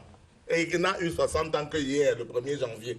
Parce que les gens veulent comparer le Cameroun à la France ou bien, je ne sais pas, à quelques pays. Ils veulent qu'on construise la tour Eiffel à Douala et la tour, et puis, n'est-ce pas, la statue de la liberté quelque part. Non, ça ne peut pas être possible. Les gens montrent les trous sur la chaussée, mais je montre 1000 kilomètres que nous avons fait rien que pour cette année. On ne peut pas peut-être aller d'un point à l'autre. Il faut faire progressivement. Et ce n'est que là où je suis qu'on fait ça. Là-bas où j'étais hier, je bavardais. Ici, je travaille. Voyez-vous? C'est là toute la différence. Bon, maintenant, que ce soit opposition ou quoi, ça, ce sont des mots. Moi, je ne veux pas rentrer dans les mots, dans la sémantique. Je travaille. Vous êtes dans l'action. Je suis dans l'action. Ok, c'est entendu. Et vous avez dû le voir, chers téléspectateurs, pendant toute cette émission, en plan de quelques téléspectateurs. Ils ne sont pas là que pour du décor. Ils sont là également pour participer à cette émission. C'est un groupe d'étudiants de la faculté des sciences juridiques et politiques de l'Université de Yaoundé 2 à Soa. On va passer à une nouvelle séquence dans cette émission, la rubrique Face aux électeurs. Messieurs des partis politiques, vous êtes donc face à ces jeunes électeurs. Ils ont quelques questions pour vous. Je vais leur passer la parole, cher Cops, comme on dit. La parole à qui veut la prendre? Alors, vous vous levez, vous vous présentez et vous posez votre question. Bonsoir à tous. Je suis Ambona Catherine Lorraine, étudiante en Master 2 à l'Université de Yaoundé 2, SOA Sciences Politiques. Alors, ma question s'adresse à tous les représentants des partis présents. Et elle est celle de savoir quels sont les moyens que vos députés mettront en œuvre pour changer la situation socio-politique au nord-ouest et au sud-ouest du Cameroun. Qu'est-ce que vous mettrez en œuvre pour changer la situation socio-politique dans le nord-ouest et le sud-ouest? Question ouverte, qui veut répondre? Je veux bien y contribuer, parce qu'en réalité, j'allais dire prioritairement, c'est le parti au pouvoir, c'est le RDPC qui pourrait être effectivement interpellé. Mais c'est très simple. On va appliquer la politique du chef de l'État. Je crois qu'il y a eu déjà plusieurs occasions où lui-même a eu l'occasion d'expliquer aux Camerounais quelle est sa démarche. Il y a eu le grand dialogue national qui a permis aux Camerounais de s'exprimer, d'émettre un certain nombre de vœux, de recommandations, pour faire en sorte que dans ces deux régions de notre pays, la paix revienne et qu'au Cameroun, on recommence à vivre ensemble sans difficulté. Tout à l'heure, notre collègue panéliste évoquait un Cameroun qui avait une image de pays de la paix, qu'on retourne à cette image-là, qui n'était pas qu'une image, d'ailleurs, c'était une réalité. Je crois que votre question est à la fois complexe et simple. Simple parce que j'ai dit, nous avons déjà une feuille de route qui a été tout à fait, et dans les détails, décrite par le chef de l'État, et qui a été par la suite renforcée par le dialogue national. Il y a un certain nombre de décisions qui ont été prises, et dans ces deux régions, nous savons bien qu'il y a eu une décentralisation encore plus poussée pour s'adapter aux réalités sociales, j'allais dire historiques, de ces deux parties du pays. C'est cela que demain, il va falloir mettre en œuvre. Et le RDPC est là pour soutenir le chef de l'État dans ses démarches. Je crois que les choses sont assez claires. Alors je vois d'autres que... Mme Moussafa, vous voulez ajouter quelque chose? J'imagine que vous c'est une offre alternative. Non, juste qu'il faut bien le noter qu'au Parlement, jusqu'à présent, la formation politique qui a essayé d'introduire le débat parlementaire sur la crise politique, c'est celle à laquelle j'appartiens, le SDF. Et le SDF a également pour objectif de se donner la possibilité de pouvoir continuer le débat parlementaire pour que la crise puisse être résolue de manière définitive. Ce serait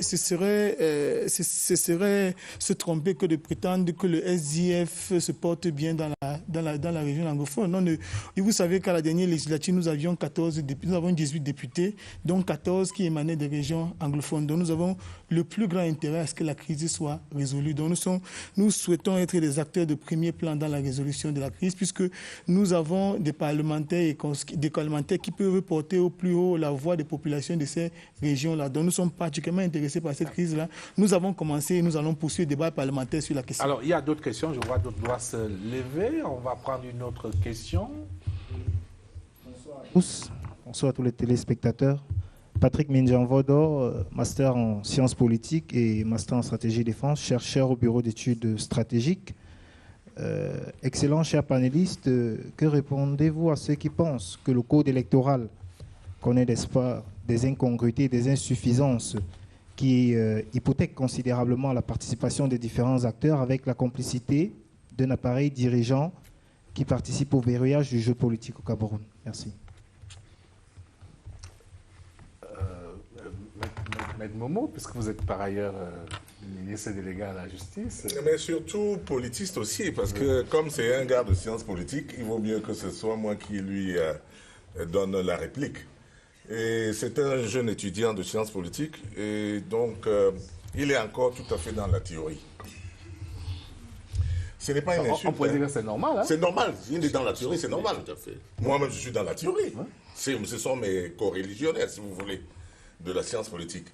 Donc, je voudrais dire à Patrick de ne pas écouter de ne pas s'arrêter au discours commun. Le discours commun, c'est celui qui est parlé dans le peuple. Il faut s'élever au niveau de la chapelle de la science pour interroger le code électoral. Parce que si vous restez dans le lieu commun, vous avez tendance à croire tout ce qui se raconte. Il faut vous interroger scientifiquement en disant, mais d'où sommes-nous partis et où en sommes-nous aujourd'hui? Parce que votre question qui consiste à dire que le code électoral actuel hypothèque le jeu politique, elle porte en elle-même une réponse négative. C'est-à-dire que vous posez une question et vous répondez par la négative. Ça veut dire que vous avez déjà pris il relaie les préoccupations de certains acteurs politiques. Est-ce que vous êtes aussi en train de dire que ce code électoral est ce qu'il y a de mieux dans le monde? Non, je suis en train de dire qu'il y a une avancée par rapport à... C'est pour dire que vous ne pouvez pas balayer totalement ce que l'étudiant... Oui, c'était pour vous relancer. Nous sommes entre nous là. Lui et moi, là, Patrick là. Pour lui dire que nous avons avancé. Et comme je vous ai dit, c'est une construction, brique après brique. On va évidemment évoluer peut-être demain vers une étape supérieure. Parce qu'aujourd'hui, la personne qui vous parle, moi, votre co-religionnaire de sciences politiques, je suis conseiller municipal à Douala 5e, dans une circonscription où il y a plusieurs partis.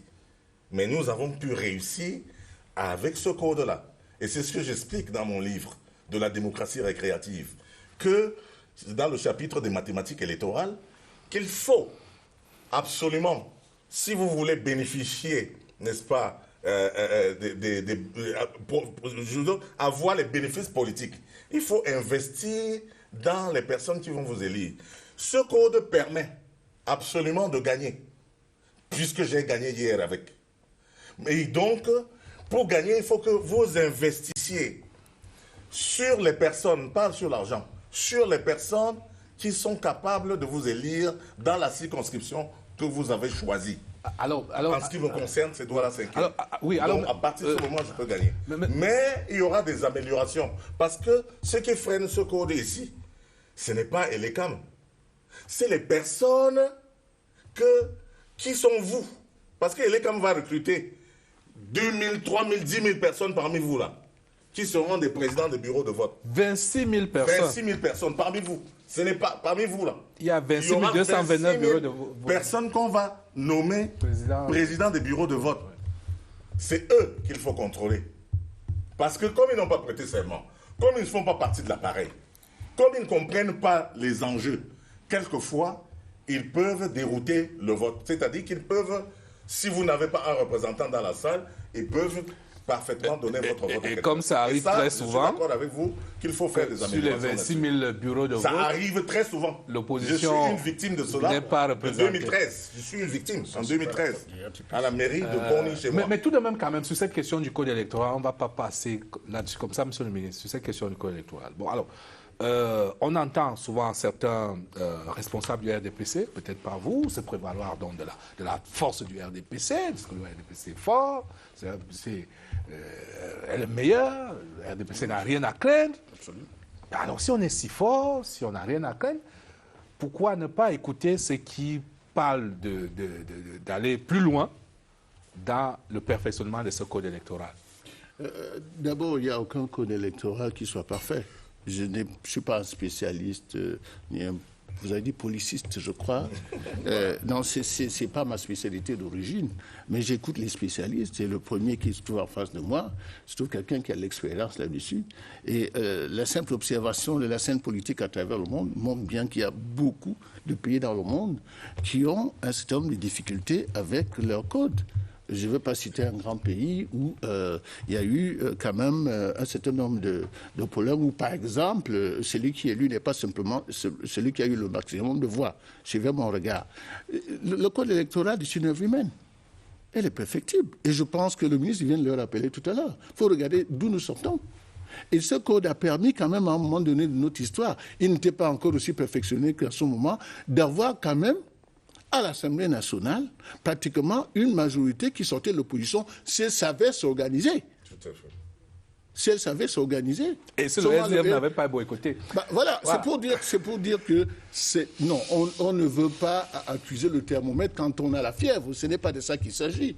Il s'agit effectivement que les partis politiques s'organisent sur le terrain, occupent le terrain, convainquent les différents électeurs, soient présents dans les bureaux, aille déjà aux élections, ça commence par là, pour qu'effectivement la victoire soit possible. Si on ne va pas aux élections, si on n'a personne dans les bureaux, si on passe son temps à écrire dans les réseaux sociaux ceci et cela, je ne pense pas que même le meilleur code électoral du monde leur permettra de gagner une élection. Moustapha.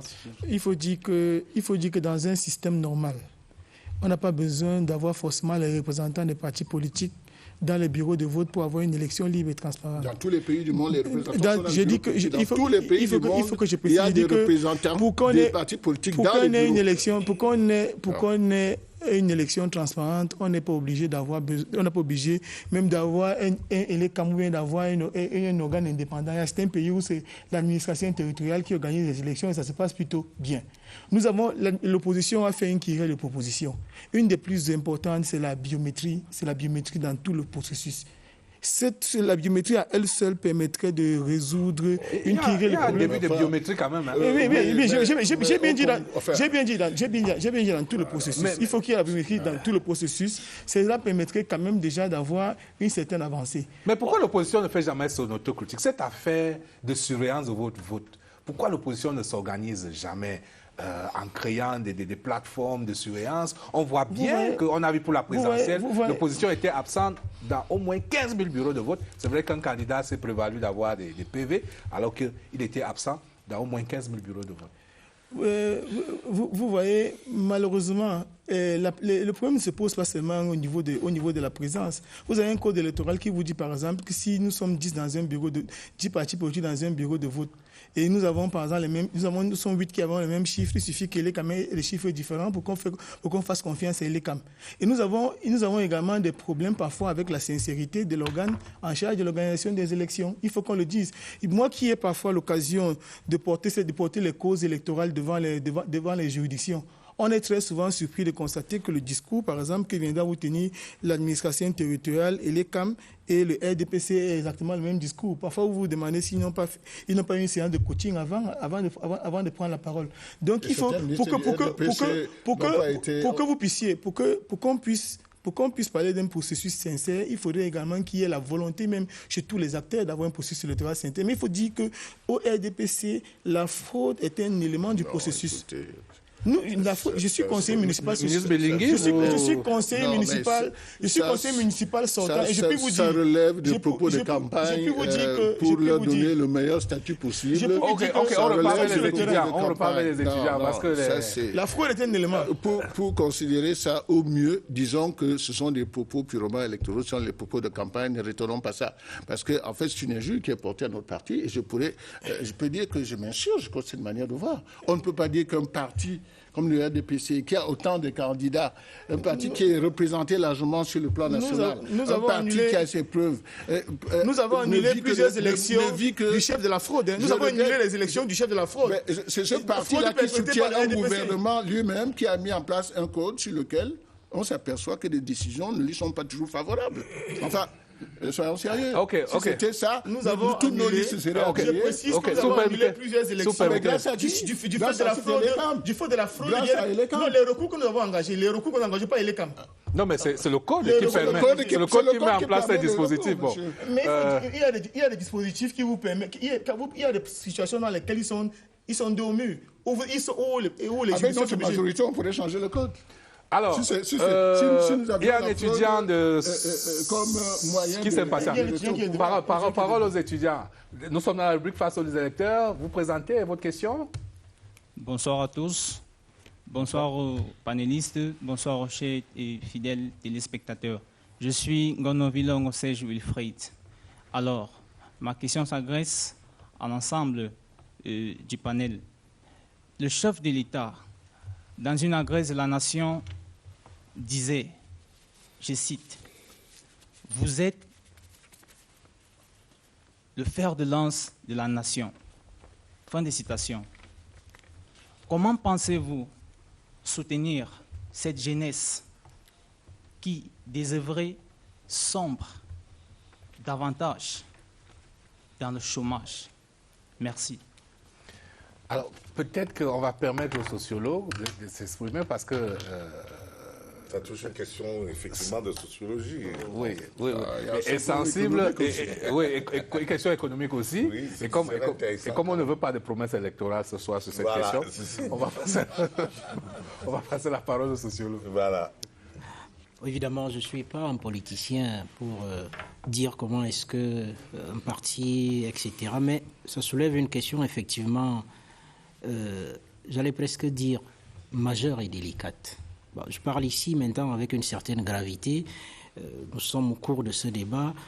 Je crois que chacun a eu une remontée d'émotion en apprenant ce qui s'est passé cet après-midi en Colbison. Donc un jeune homme, un jeune lycéen de moins de, je crois, 15 ans, qui a poignardé un élève, un enseignant, un jeune enseignant, etc. Ce qui suggère que, bien sûr, il y a toute une sorte de contraste, des ambiguïtés dans cette idée de faire de lance de la nation. Il y a un discours qui monte, il y a un discours de plus en plus dominant auprès des jeunes générations. Ils ont l'impression d'être marginalisés, d'être abandonnés. Beaucoup tiennent le discours d'une génération sacrifiée, le phénomène des enfants inconnus. Moi, je considère ça comme un phénomène montant, des enfants inconnus. Hier, on a connu le phénomène des pères inconnus. C'est-à-dire des enfants qui ne connaissaient pas, disons, leur ascendance, leur père, ou je ne sais pas moi. Aujourd'hui, nous avons le phénomène des enfants inconnus. C'est-à-dire nous avons des enfants à la maison que nous ne connaissons pas, parce que pour l'essentiel, le temps statistique qu'on passe avec ces enfants se réduit au jour le jour, au nom de nos fantasmes, de pouvoir, de ceci, au nom de nos chamailleries. Donc, nous revenons très souvent à la maison, très souvent le matin on les dépose. Les établissements sont devenus des dépôts et des dépotoirs en termes d'éducation, en termes de transmission. Et je crois que les statistiques des violences scolaires, vous n'avez pas la bonne mesure. C'est que de manière tragique, très souvent on se réveille un matin, on nous annonce qu'à Douala, à Yaoundé, en Colbisson, tel a poignardé un élève à Poadou. C'est une question centrale.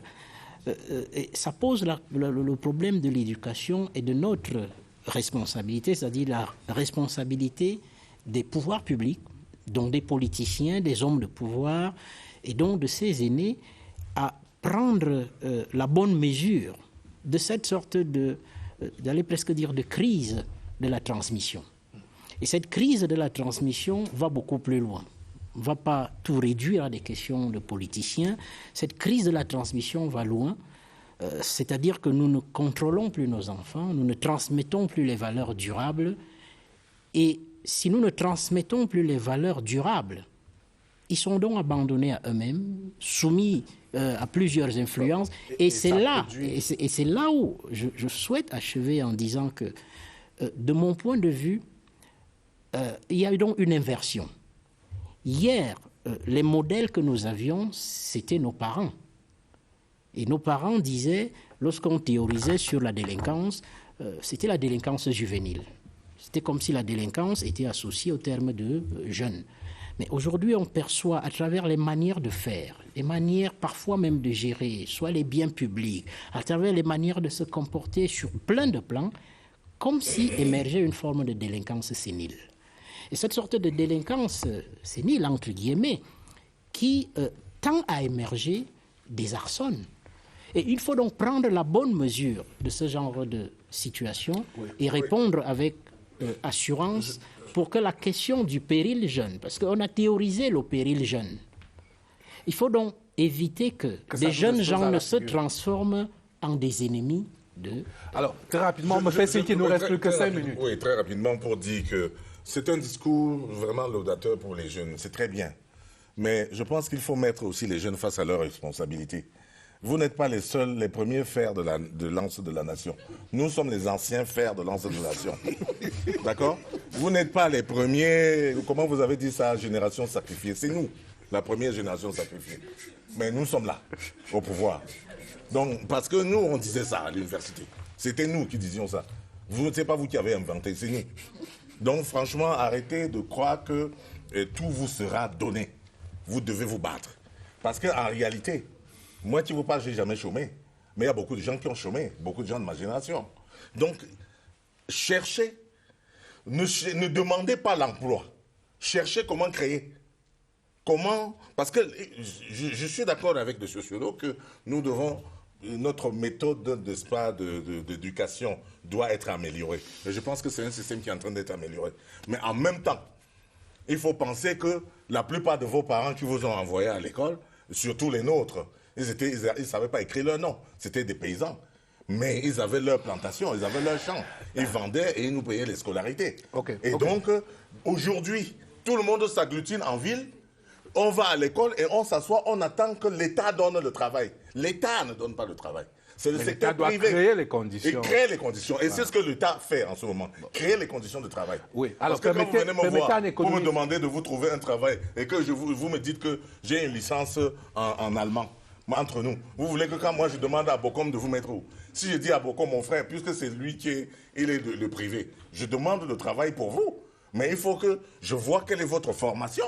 Vous venez pas, si vous ne savez pas. Ministre, aux États-Unis, c'est comme ça que ça se passe quand même. Ok, il nous reste 3 minutes. Permettez au ministre Belingui de dire un mot sur ces questions. Je crois que c'est un sujet qui mériterait vraiment un débat. L'insertion socio-professionnelle des jeunes est un des plus grands défis que notre pays a à relever. Et je pense qu'effectivement, il y a beaucoup de choses à faire, à commencer d'abord par une prise de conscience des jeunes, qui est de savoir que l'État ne peut plus, si c'était le cas avant, ne peut plus fournir de travail. Il fut un temps où, quand on sortait de l'université, on avait son emploi dans les 2 ou 3 mois qui suivent. Mais c'est terminé. Aujourd'hui, il faut prendre conscience que l'État, dans aucun pays du monde, l'État n'est pourvoyeur d'emploi comme on le demande au Cameroun. Et j'ajoute que nous avons en plus de ça un modèle de réussite politico-administrative qu'il faut que quelqu'un ait son matricule pour savoir qu'il a réussi dans la vie. Il faut sortir de ce modèle-là.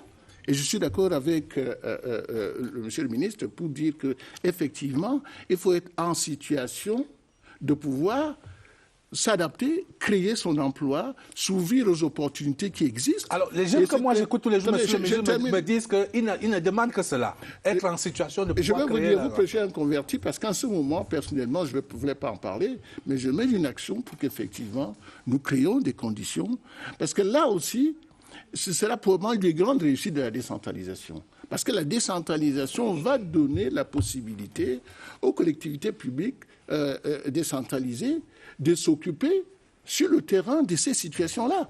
Il y a là, je dis, un gisement d'emploi extrêmement important, mais à condition que, les jeunes eux-mêmes le veulent, et que nos élus locaux, demain, fassent en sorte que l'environnement local leur permette à ces jeunes de trouver du travail. Je voudrais terminer en disant qu'en réalité, c'est un sujet qui peut paraître, disons, un tout petit peu électoral, on va trouver du travail au jeu, etc., mais un sujet suffisamment grave pour que nous puissions véritablement y consacrer un peu plus de temps.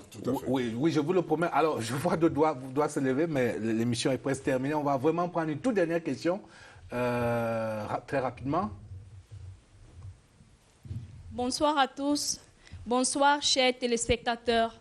Je suis Bertie Samba Mungue, étudiante en Master 1 Sciences politiques à l'Université de SOA. Alors, je vais poser ma question à l'honorable Roger Melingui. Ma question est celle de savoir, être député au Cameroun, est-il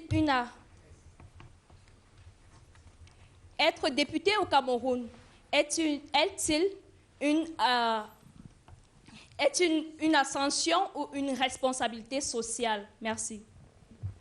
Être député au Cameroun est-il une ascension personnelle? Bon, ça dépend des individus, bien évidemment. Je ne suis pas sûr. Parce que, en creux, bon, on lit certains dire que ça ne sert à rien d'aller à ces élections parce que sans majorité, vous ne pourrez pas changer le Cameroun, mais les gens vont changer leur vie. Non, c'est faux ça. Non, alors, il faut arrêter.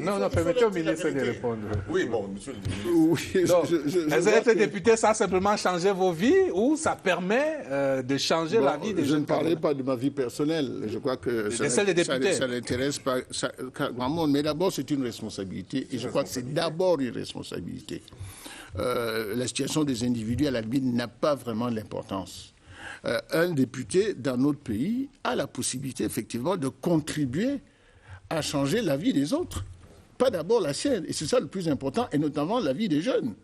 Nous avons évoqué tout à l'heure ce problème peut-être trop rapidement, qui aurait dû mériter peut-être un peu plus de place. On aura d'autres. Mais je peux vous assurer qu'effectivement, aujourd'hui, un groupe de députés et d'élus locaux, et en tout cas, dans les institutions qui vont être mises en place, notamment cette décentralisation, et je me permets de revenir dessus, les députés et de manière générale les élus locaux joueront un rôle essentiel pour que effectivement la jeunesse puisse trouver de l'emploi, qu'on leur donne les opportunités pour effectivement s'insérer dans la vie économique et sociale de notre pays. C'est presque terminé, mais je vais avoir moi-même une dernière question qui devait faire l'objet de la dernière séquence. Nous la réservons à notre émission de mardi prochain.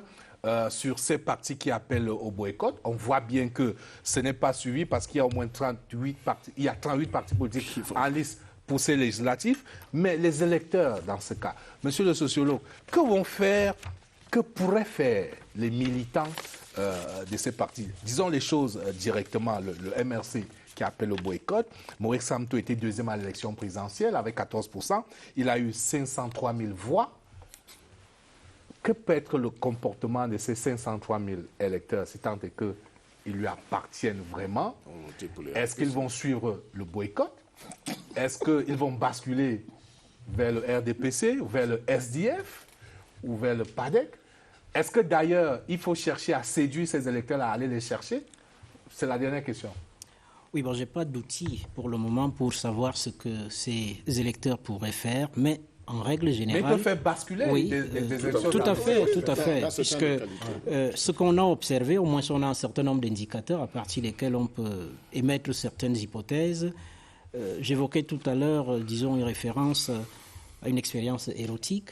Ce que le MRC et ce qui a été révélé le lendemain, au regard du chahut qu'on a observé, son comportement a relevé quelque part d'une sorte de coït interrompu, qui a frustré certains de ses alliés, ses partisans, parce que vous chauffez, vous avez dit, vous allez aux élections, tout le monde s'est préparé, des candidatures, des expériences, c'est aussi, disons, des vies à changer. En tout cas, à 7 heures, c'est les enfants dorment déjà.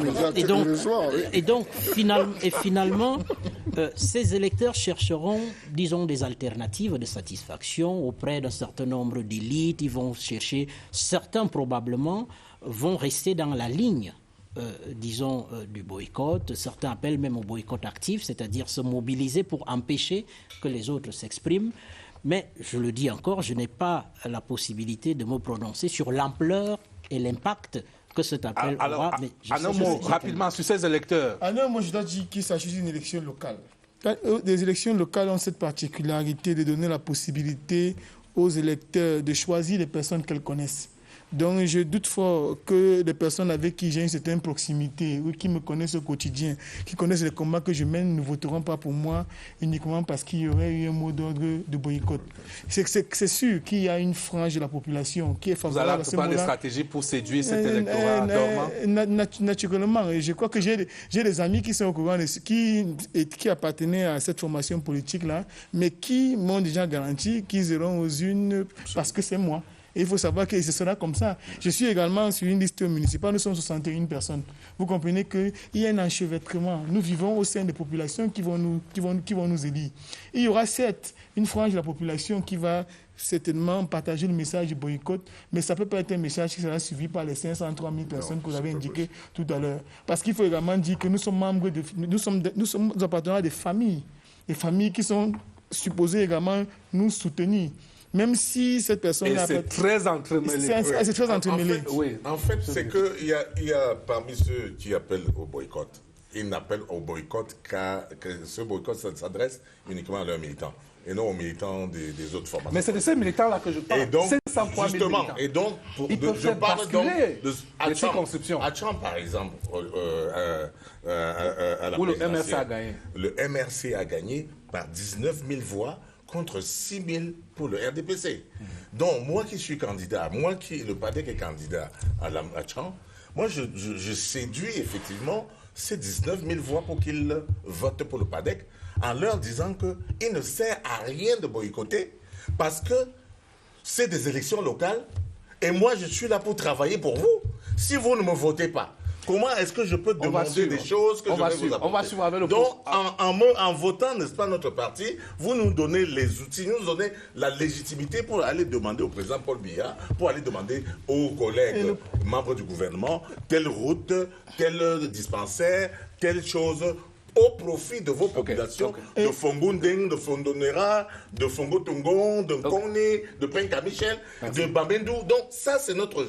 Il faut qu'ils nous soutiennent pour que nous puissions les aider. Merci. Parce que si nous avons la majorité, nous avons la chance, d'avoir des députés, et ça nous renforce. Ça renforce. Le président Paul Biya nous a choisis, alors qu'il y avait les gens du RDPC là-bas. Il faut donc que ces gens-là sachent que si le président m'a fait confiance, ils doivent également me faire confiance également. Parce que s'ils ne me font pas confiance, la campagne est partie.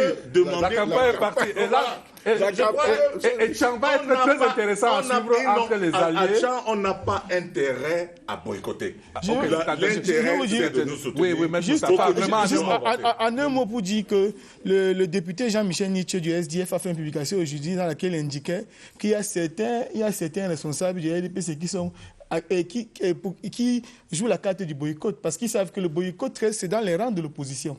Donc il faut qu'il y ait boycott pour qu'il puisse passer plus simplement. Ouais. Donc en réalité... Je comprends pas bien. Non, si vous boycottez, parce que ceux qui boycottent, le MSC et consorts, les militants sont les militants qui sont acquis à la cause de l'opposition. Ouais. Donc en boycottant... S'ils ne viennent pas voter, ça facilite le jeu du RDPC. Donc il faut absolument donc éviter le jeu du RDPC en allant absolument voter. Et donc vous êtes en train de dire qu'il y a même des militants du RDPC qui la nuit travaillent pour ce boycott. Sachant que ça réduit votre marge électorale. C'est ce qui se fait, je vous le dis. Et ça, c'est la connaissance du terrain. C'est une analyse. Ça, c'est très intéressant. Ça, c'est la connaissance du terrain. Je crois que là, il y a des objets d'analyse, là, des objets d'études qui feront l'objet. Oui. Non, c'est une finesse qui m'échappe. C'est très fin. C'est comme si le RDPC manquait d'arguments pour que nous ayons un vote d'adhésion. Là, c'est un vote sanction, c'est un vote d'abstention qui n'a pas de raison d'être.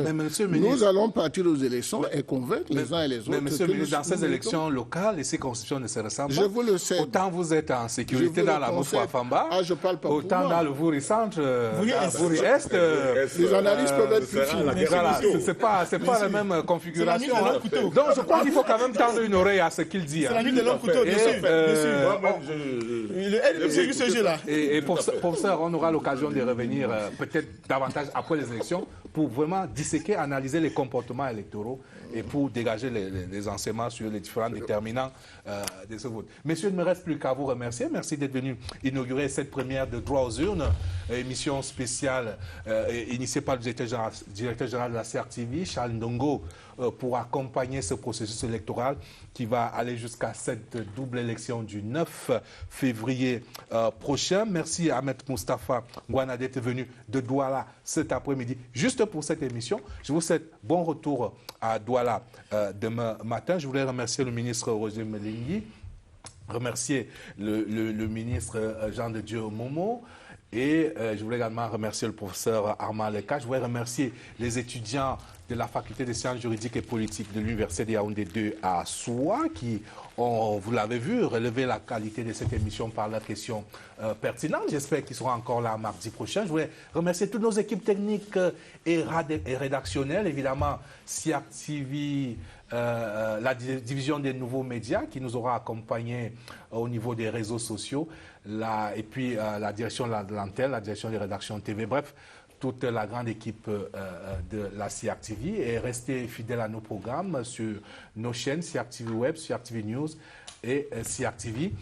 Prenez rendez-vous jeudi prochain avec le versant anglais de cette émission avec Joe Chevonke. Moi, je vous retrouve mardi prochain pour la deuxième de Droit aux urnes. Bonsoir.